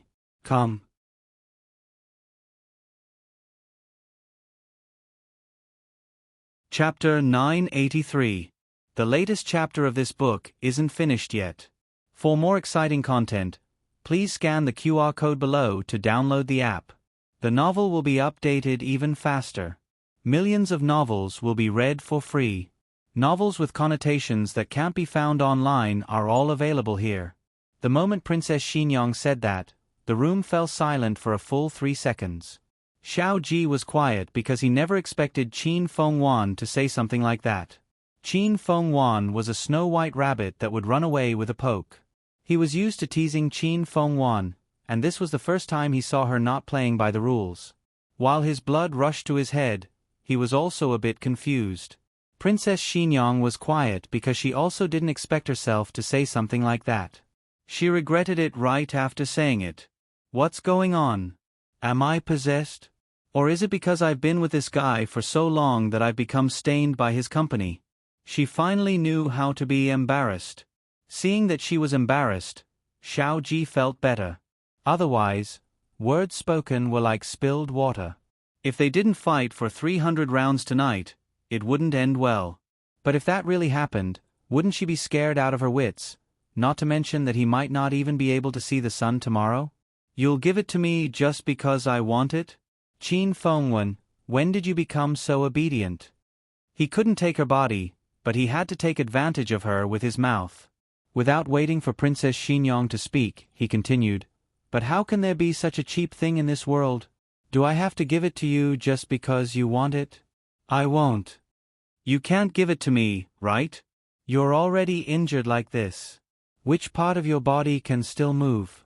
Princess Xinyang knew that he was taking advantage of her thin skin to take advantage of her again and again. She should just push him down and tell him to stop talking nonsense. If he's a man, he should be serious. But on second thought, she really couldn't do such a thing. She was angry at herself and at him. Her face darkened, and she glared at him before suddenly tightening her belt. Xiao Ji was caught off guard and sucked in a cold breath. This time, it really hurt. Outside, the woman in red who hadn't seen Xiao Ji for a long time spoke up. "Lang Jun, is there a problem with your clothes? Do you want us to come in and serve you?" Lang Jun.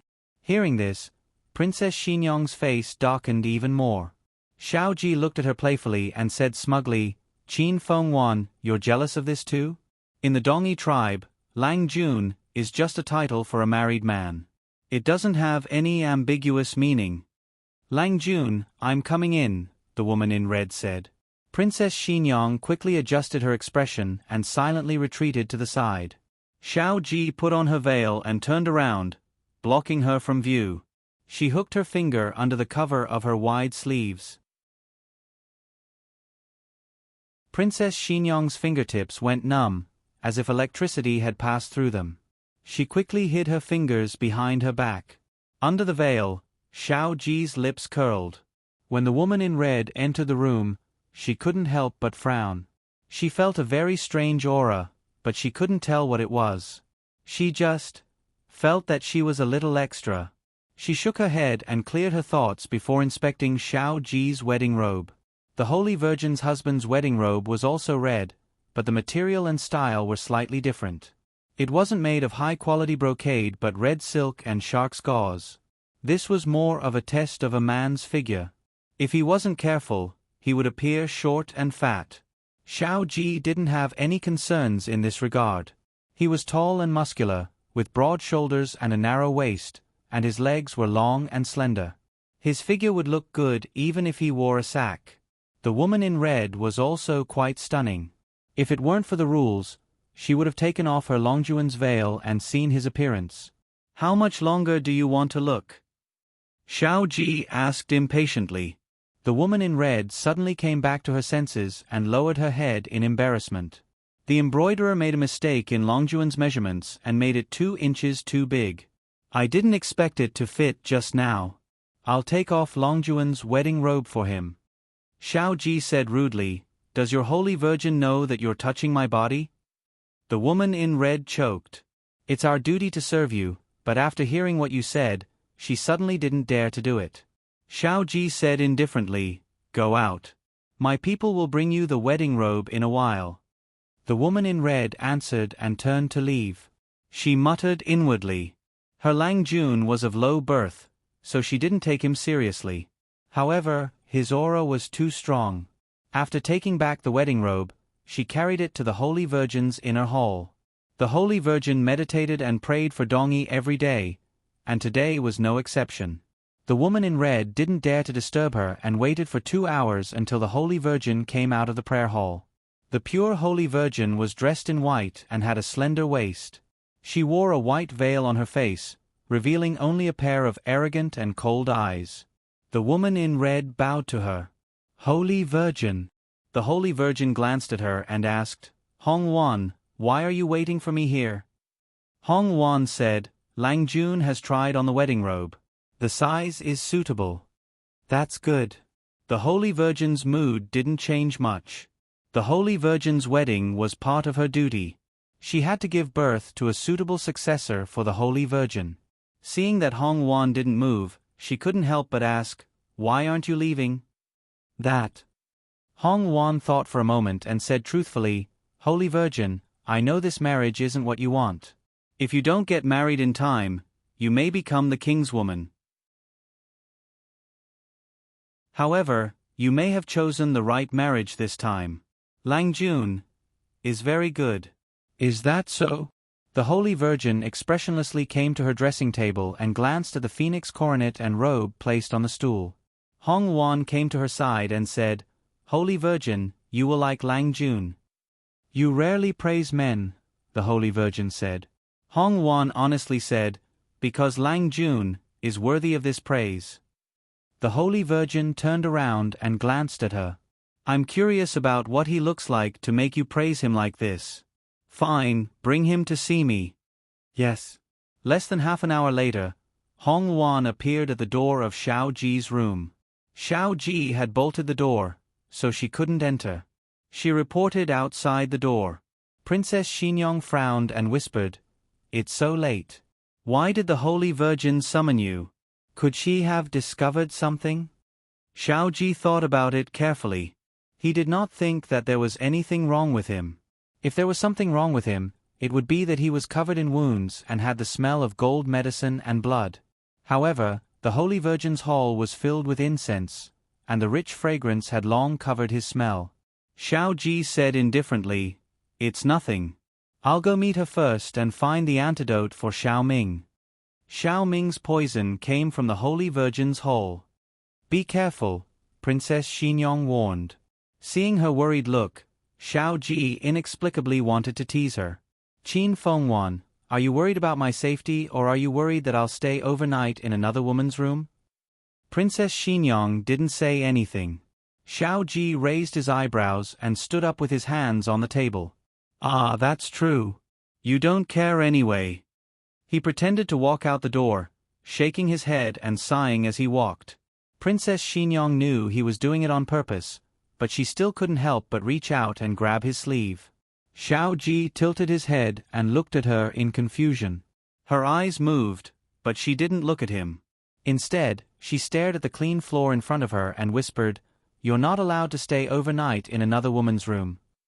Xiao Ji asked her, Are you not allowed to do it tonight or in the future?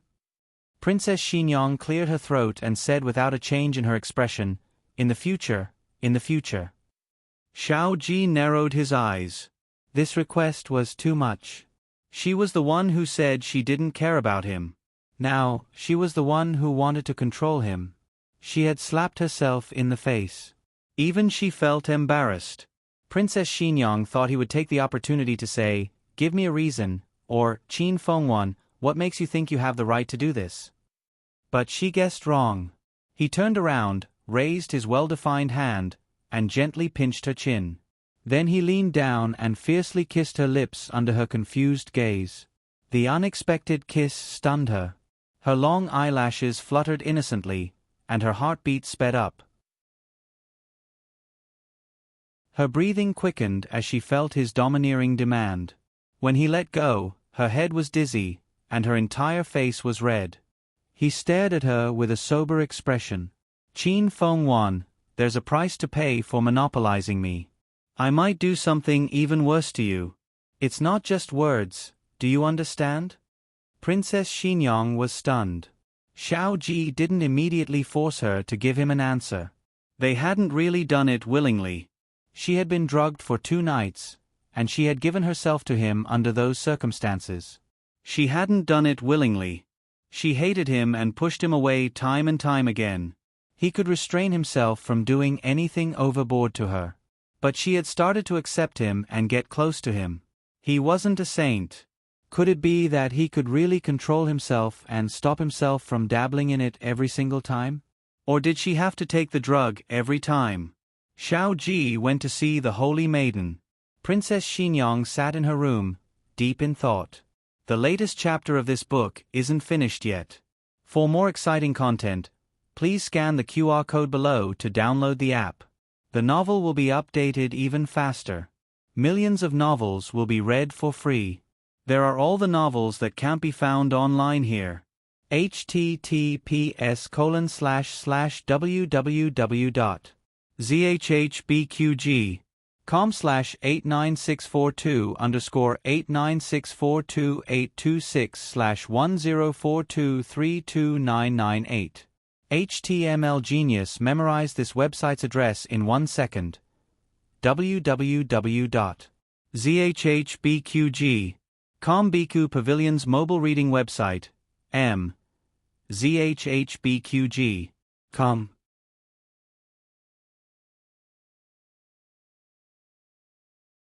Chapter 984.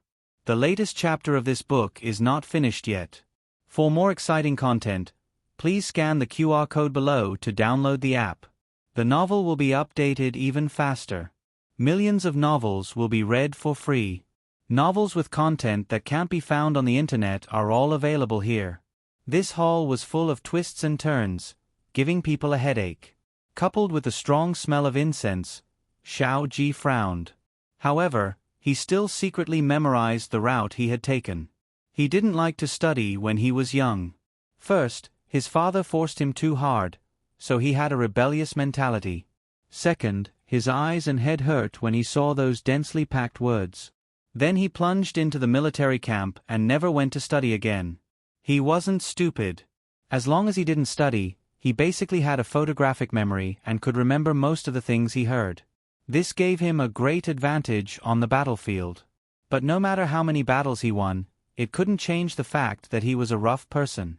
Qin Fenghuan was a princess who was proficient in zither, chess, calligraphy, and painting, and had both talent and beauty. At that time, he selfishly felt that he couldn't match up to her because he didn't know many words. Now he knew a lot of words, directly or indirectly influenced by Qin Fenghuan. "Young master, do you have something on your mind?"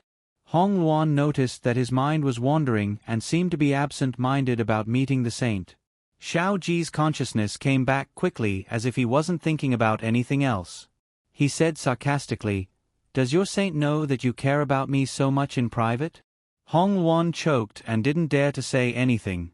There was clearly no meaning to it, so why did it change when it came to Longjuan's mouth? She quieted down, and Xiao Ji went back to thinking about what happened just now. But once some emotions were broken, it was difficult to pick them up again. He frowned in annoyance. The two of them came to the saint's inner hall. There were 4 maids guarding the door, and each of them knew martial arts. In addition, there were many masters hidden in the dark. It seemed that although there were no men in the saint's hall, the defense was not lax. "Saint, Langjun is here," Hong Yuan reported from outside the hall. "Come in," the saint said. Her voice sounded quite young. She had the aura of a superior, and also a detached loftiness. Xiao Ji secretly gave her a first impression. As long as the saint had never seen him in person, everything would be easy. It was impossible to say that his face looked like he was in his early 20s, but it was also impossible to say that there were traces of age on his face. The main thing was that his eyes and expression had the restraint and calmness of his age. He had to put on a little act, and then lie that he was exhausted. Under the dim light of the oil lamp, he should be able to get away with it. However, the Holy Maiden had actually seen Xiao Ji in person. "It's you." After the Holy Maiden removed Xiao Ji's veil, she stared at his handsome face and was shocked. Xiao Ji was dumbfounded. "I can't be that unlucky, right?" She recognized him just like that. The saintess turned around and pulled out a long sword from the shelf. She placed the gleaming blade on Xiao Ji's neck. Xiao Ji looked at the sharp blade out of the corner of his eye, then looked at the veiled saintess and asked, "Do we know each other?" The saintess was also wearing a veil. She did not take off her veil, but said coldly, "You don't know me, but I know you. When you were fighting with the Dongi army, I analyzed your strategy on the chariot." Xiao Ji suddenly realized, "Ah, you are the military advisor behind the Dongi king." The Dongi king did not have many soldiers, but he could repeatedly defeat the soldiers at the border. The main reason was that he had a very powerful military advisor.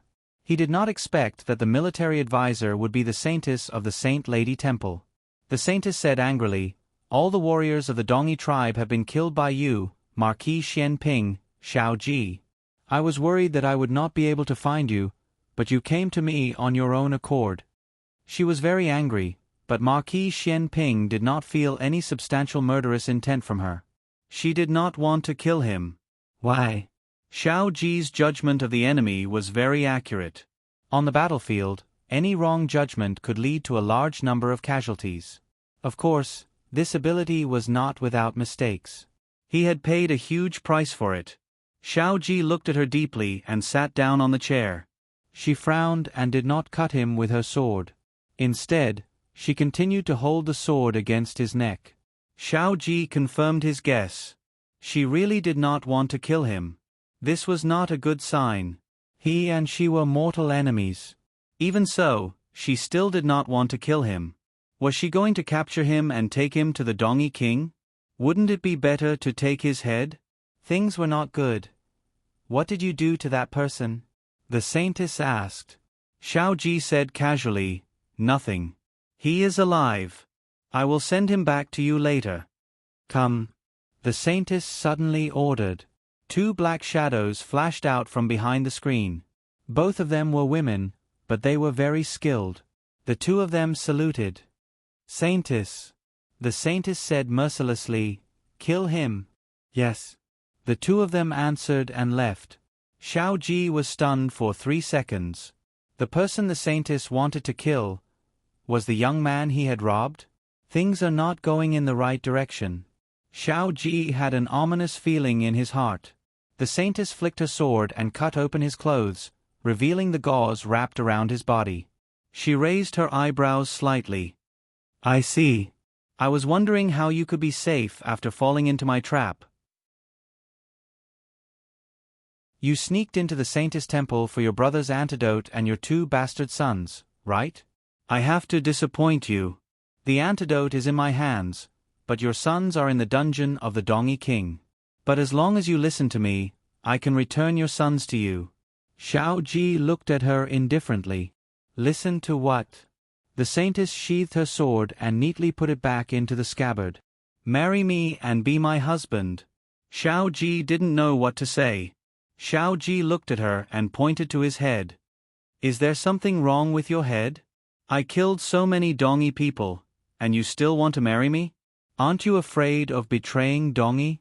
The saintess raised her chin and said, "If you surrender to me, you will be a warrior of Dongi in the future. You will kill more soldiers of the Zhao kingdom for Dongi to atone for your crimes." This was the funniest joke Xiao Ji had ever heard. He sneered. "What if I don't agree? Are you going to kill me, or are you going to kill my brother and son?" The saintess looked at him calmly. "No, I will kill the servant who came with you." Xiao Ji's smile froze on his face. He lowered his eyes and smiled. He looked at her coldly and said, "This kind of thing has to be consensual, right?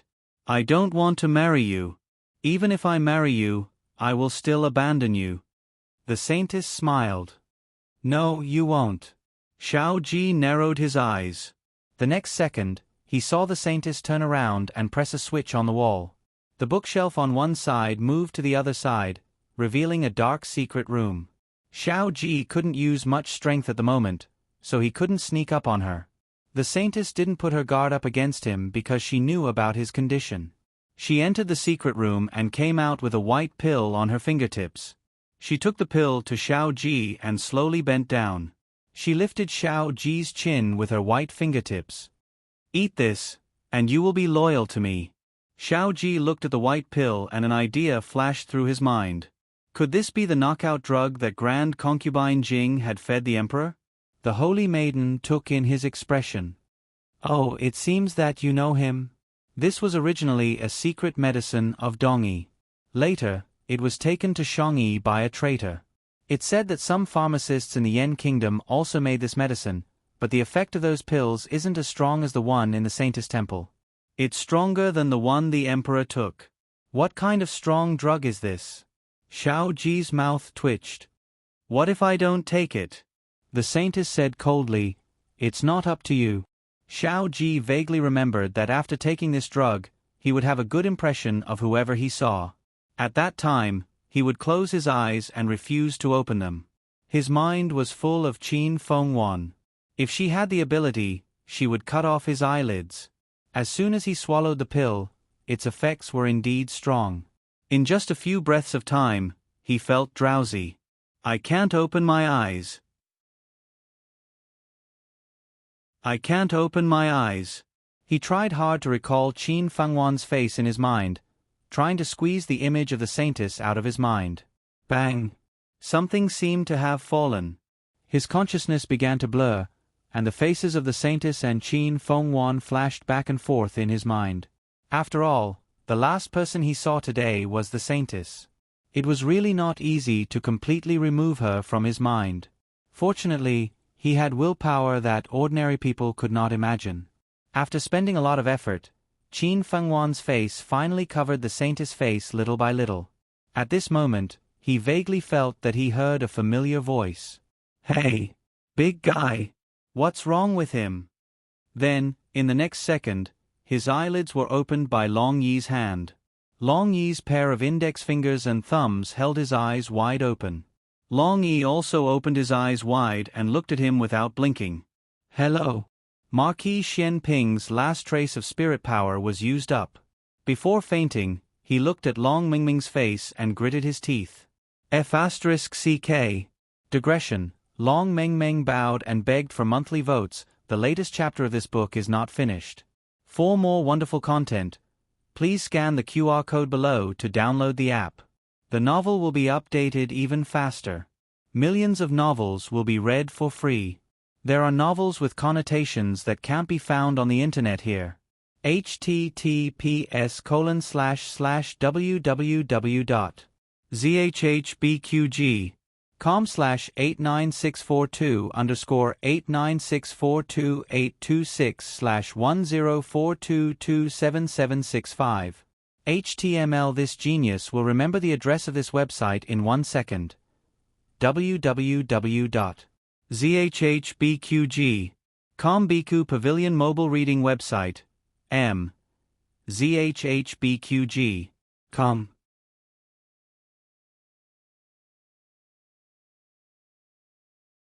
Chapter 985. The latest chapter of this book is not finished yet. For more wonderful content, please scan the QR code below to download the app. Novels are updated even faster. Millions of novels are free to read. Novels with connotations that can't be found online are all available here. The Saintess had calculated everything, but unexpectedly, Long Yi had appeared out of nowhere and made a ready-made wedding dress for her. Since this medicine originated from the Eastern barbarians, the Eastern barbarians' medicine was naturally more effective. After Xiao Ji fainted, he began to dream. In his dream, it was his last, fleeting glimpse. Handsome Long Yi, cute Long Yi, super fierce Long Yi. In short, Long Yi was everywhere. This was the effect of the medicine, and no one could resist it. When he woke up, Long Yi's image was deeply implanted in his mind and couldn't be erased. You're awake. Princess Xinyong's voice sounded beside him. He opened his eyes and found that he was still in the Saintess' inner hall.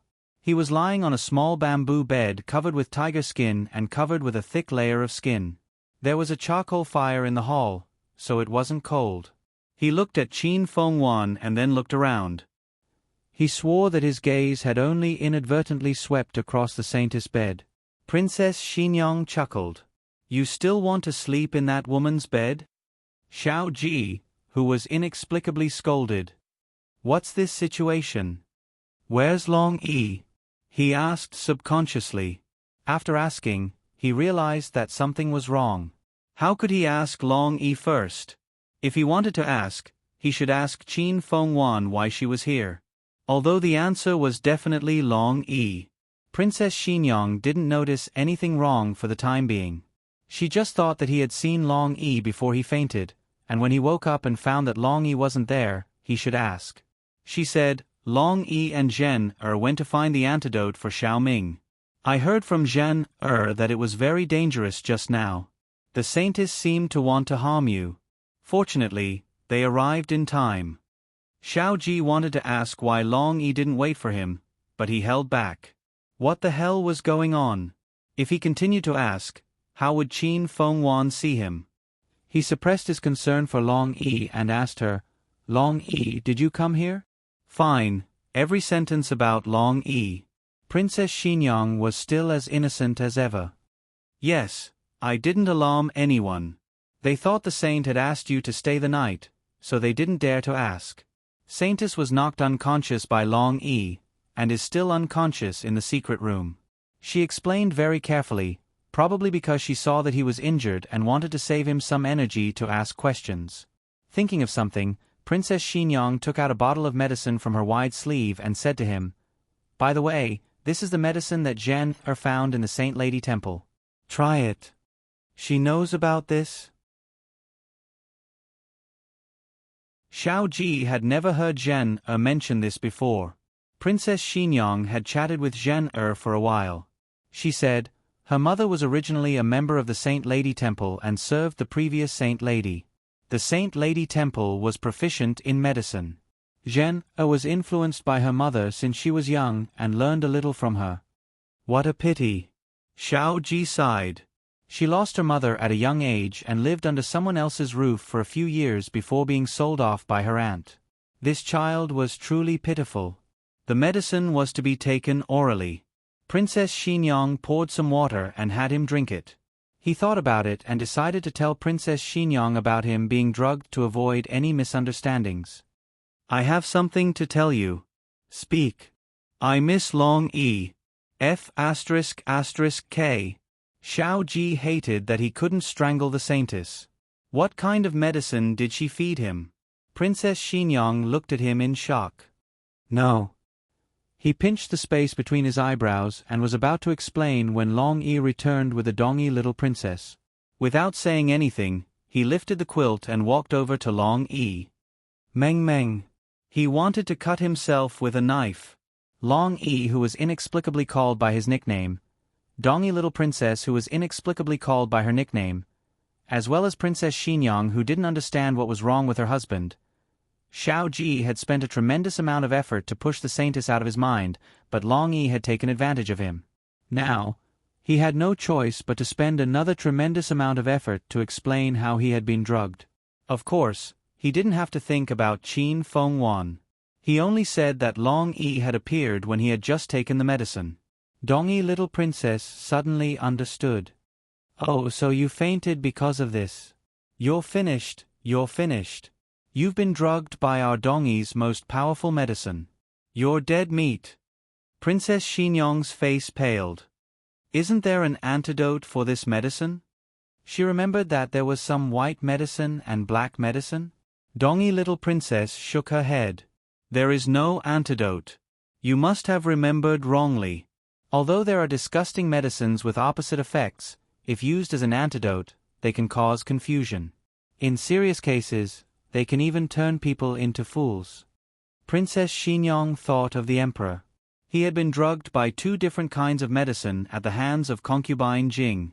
It was really difficult for him not to become a complete fool. Dongy little princess continued, "Moreover, the effect of our medicine is much stronger. I advise you not to do this." Princess Xinyang frowned. "Is there no other way?" Thinking of her husband sticking to Long E day and night from now on, she couldn't tolerate it. "We can only wait for the medicine's effect to wear off." Dongy little princess put her elbows on the table and supported her little cheeks with her hands. Princess Xinyang hurriedly asked, "How long will the medicine's effect last?" Dongy Little Princess thought seriously. It varies from person to person. Marquis only ate one, right? At least 10 days to half a month, at most a month. Princess Xingyang murmured, "So long," Dongy Little Princess said. "If we don't let Marquis see Long E, the medicine's effect will weaken and disappear faster." So it's like this. Princess Xingyang made up her mind to keep an eye on Xiao Ji from now on. Who would have thought that when she turned her head, Xiao Ji was no longer in the room? Her heart skipped a beat, and she hurriedly got up and went to the backyard. In the empty courtyard, 2 big men were squatting on the ground and digging snow. The scene was intimate and harmonious. Long E made an ugly snowman, and Xiao Ji praised with stars in his eyes. "Meng Meng is awesome." Princess Xingyang suddenly felt green above her head. Quickly let them separate. Otherwise, Marquis's condition will worsen. Dongy Little Princess sincerely suggested. The effect of this medicine would gradually become stronger as the contact deepened, and one day, it would reach its peak and then slowly fade away. From the performance of Xiao Ji just now, he was indeed becoming more and more clingy to Long E. "Did you find your father's medicine?" Princess Xingyang suddenly asked Dongy Little Princess. Dongy Little Princess was dumbfounded. She didn't know whether it was because of the words, "your father," or because she was surprised to hear this topic. She lowered her eyes and said, "Oh, I found it." Then there was nothing else to arrange for Long E. Princess Xingyang asked, "Is there another room in the Holy Maiden Hall?"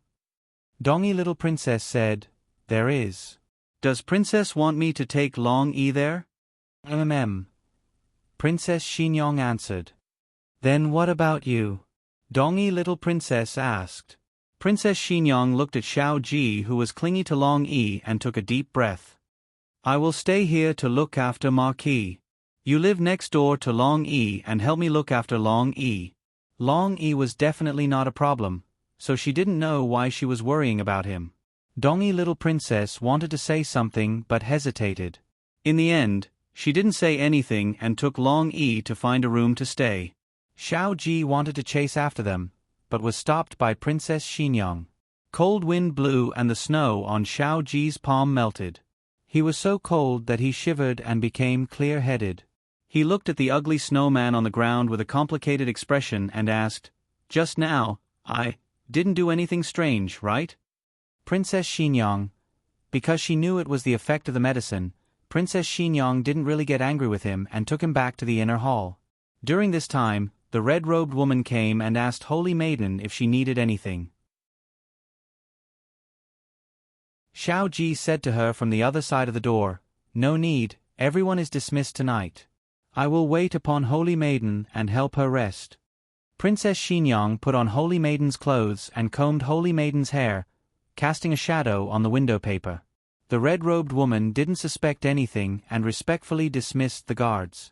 As for the hidden experts, Long E had already quietly dealt with them. When Long E wasn't around, Xiao Ji was still relatively clear-headed. Late at night, it was time to go to bed. Princess Xingyang changed the soft blanket on the bed and lay down together with him. "Just now, I really didn't do anything, right?" he asked. "No," Princess Xingyang said without changing her expression. At this crucial moment, it was best not to mention Long Yi's name. "Did you get the antidote for Xiao Ming?" he asked again. "Got it," Princess Xingyang said. Xiao Ji felt relieved. "That's good. Xiao Ming has been poisoned for too long. If we delay any longer, I'm afraid his life will be in danger," he said and paused. "Then, we only have to save Xiao En and Xiao Zhe. What do you plan to do?" Princess Xingyang asked. Xiao Ji analyzed. "We can directly kill our way into the King of Dongyi's dungeon and save them. This method is too risky. Long E alone won't have enough manpower. Even if I go with serious injuries, I won't be able to help."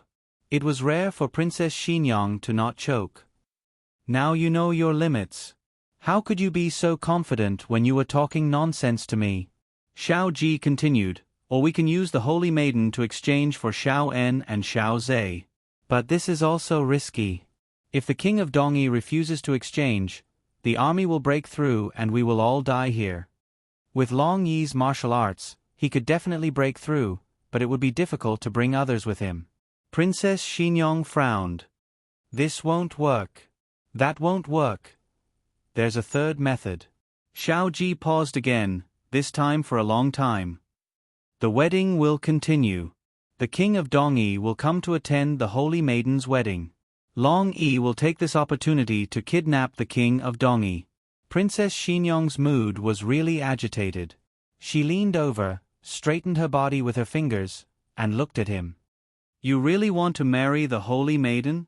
Thinking of the scene of him going through the wedding ceremony with another woman, she felt uncomfortable all over. And she won't cooperate, she said angrily. Xiao Ji said, yes, what you said is not without reason. She won't cooperate obediently. Unless I give her the same drug so that she will. In your dreams. Princess Xinyong looked at him coldly and rejected this suggestion. Xiao Ji sighed helplessly. But, other than the wedding, there's no better way to lure the king of Dongyi here. Princess Xinyong turned her back. She slept outside. First, it was convenient for her to take care of Xiao Ji at night. Second, it was to prevent Xiao Ji from looking for Long Yi in the middle of the night. She faced the table in the inner hall, and on the table was the holy maiden's wedding dress. For some reason, she thought of the wedding many years ago, which she had been unwilling to do. She had also put on the wedding dress, but with the mission of watching him and being ready to kill him at any time. She still remembered that when she got off the sedan chair, the red silk was a step too late, and he offered his hand to her. She didn't take it, and waited until the servants brought the red silk. Afterwards, Yujin told her that her etiquette during the wedding ceremony was very lacking, and Xiao Ji was very sincere. He bowed more than she did every time. The guests laughed that he would not be able to control his wife in the future. The young Xiao Ji only laughed, not angry. But that pure and beautiful young man was killed by her on their wedding night. She lowered her eyes and said in a low voice, "All right then, you can marry the holy maiden.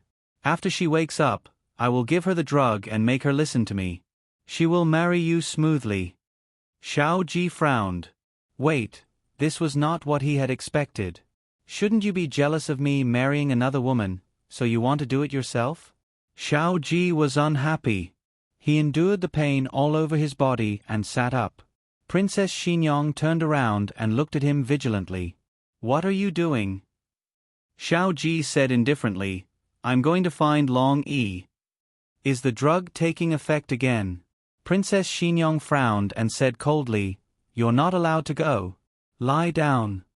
Xiao Ji curled his lips and lay down sullenly. Princess Xinyong was still not at ease, so she found a silk ribbon and tied it around their wrists. This time, he couldn't go find Long Yi. Xiao Ji chuckled. Qin Fengwan, although I'm injured, I can still untie a mere silk ribbon.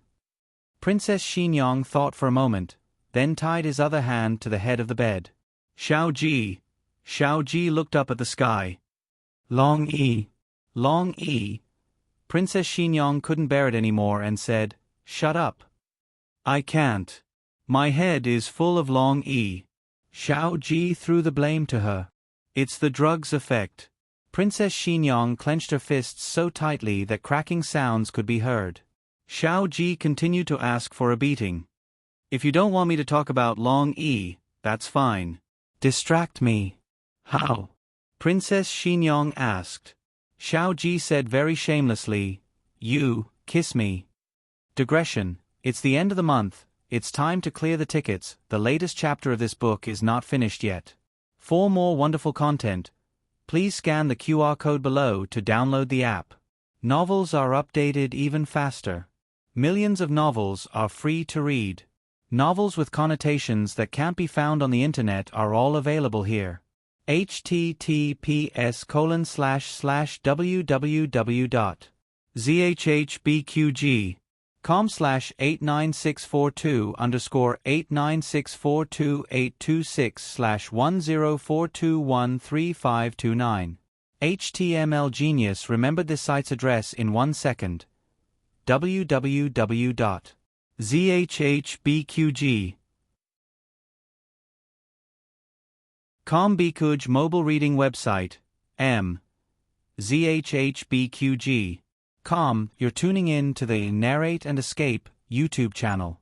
Don't forget to subscribe and join us on this journey to catch the most captivating stories.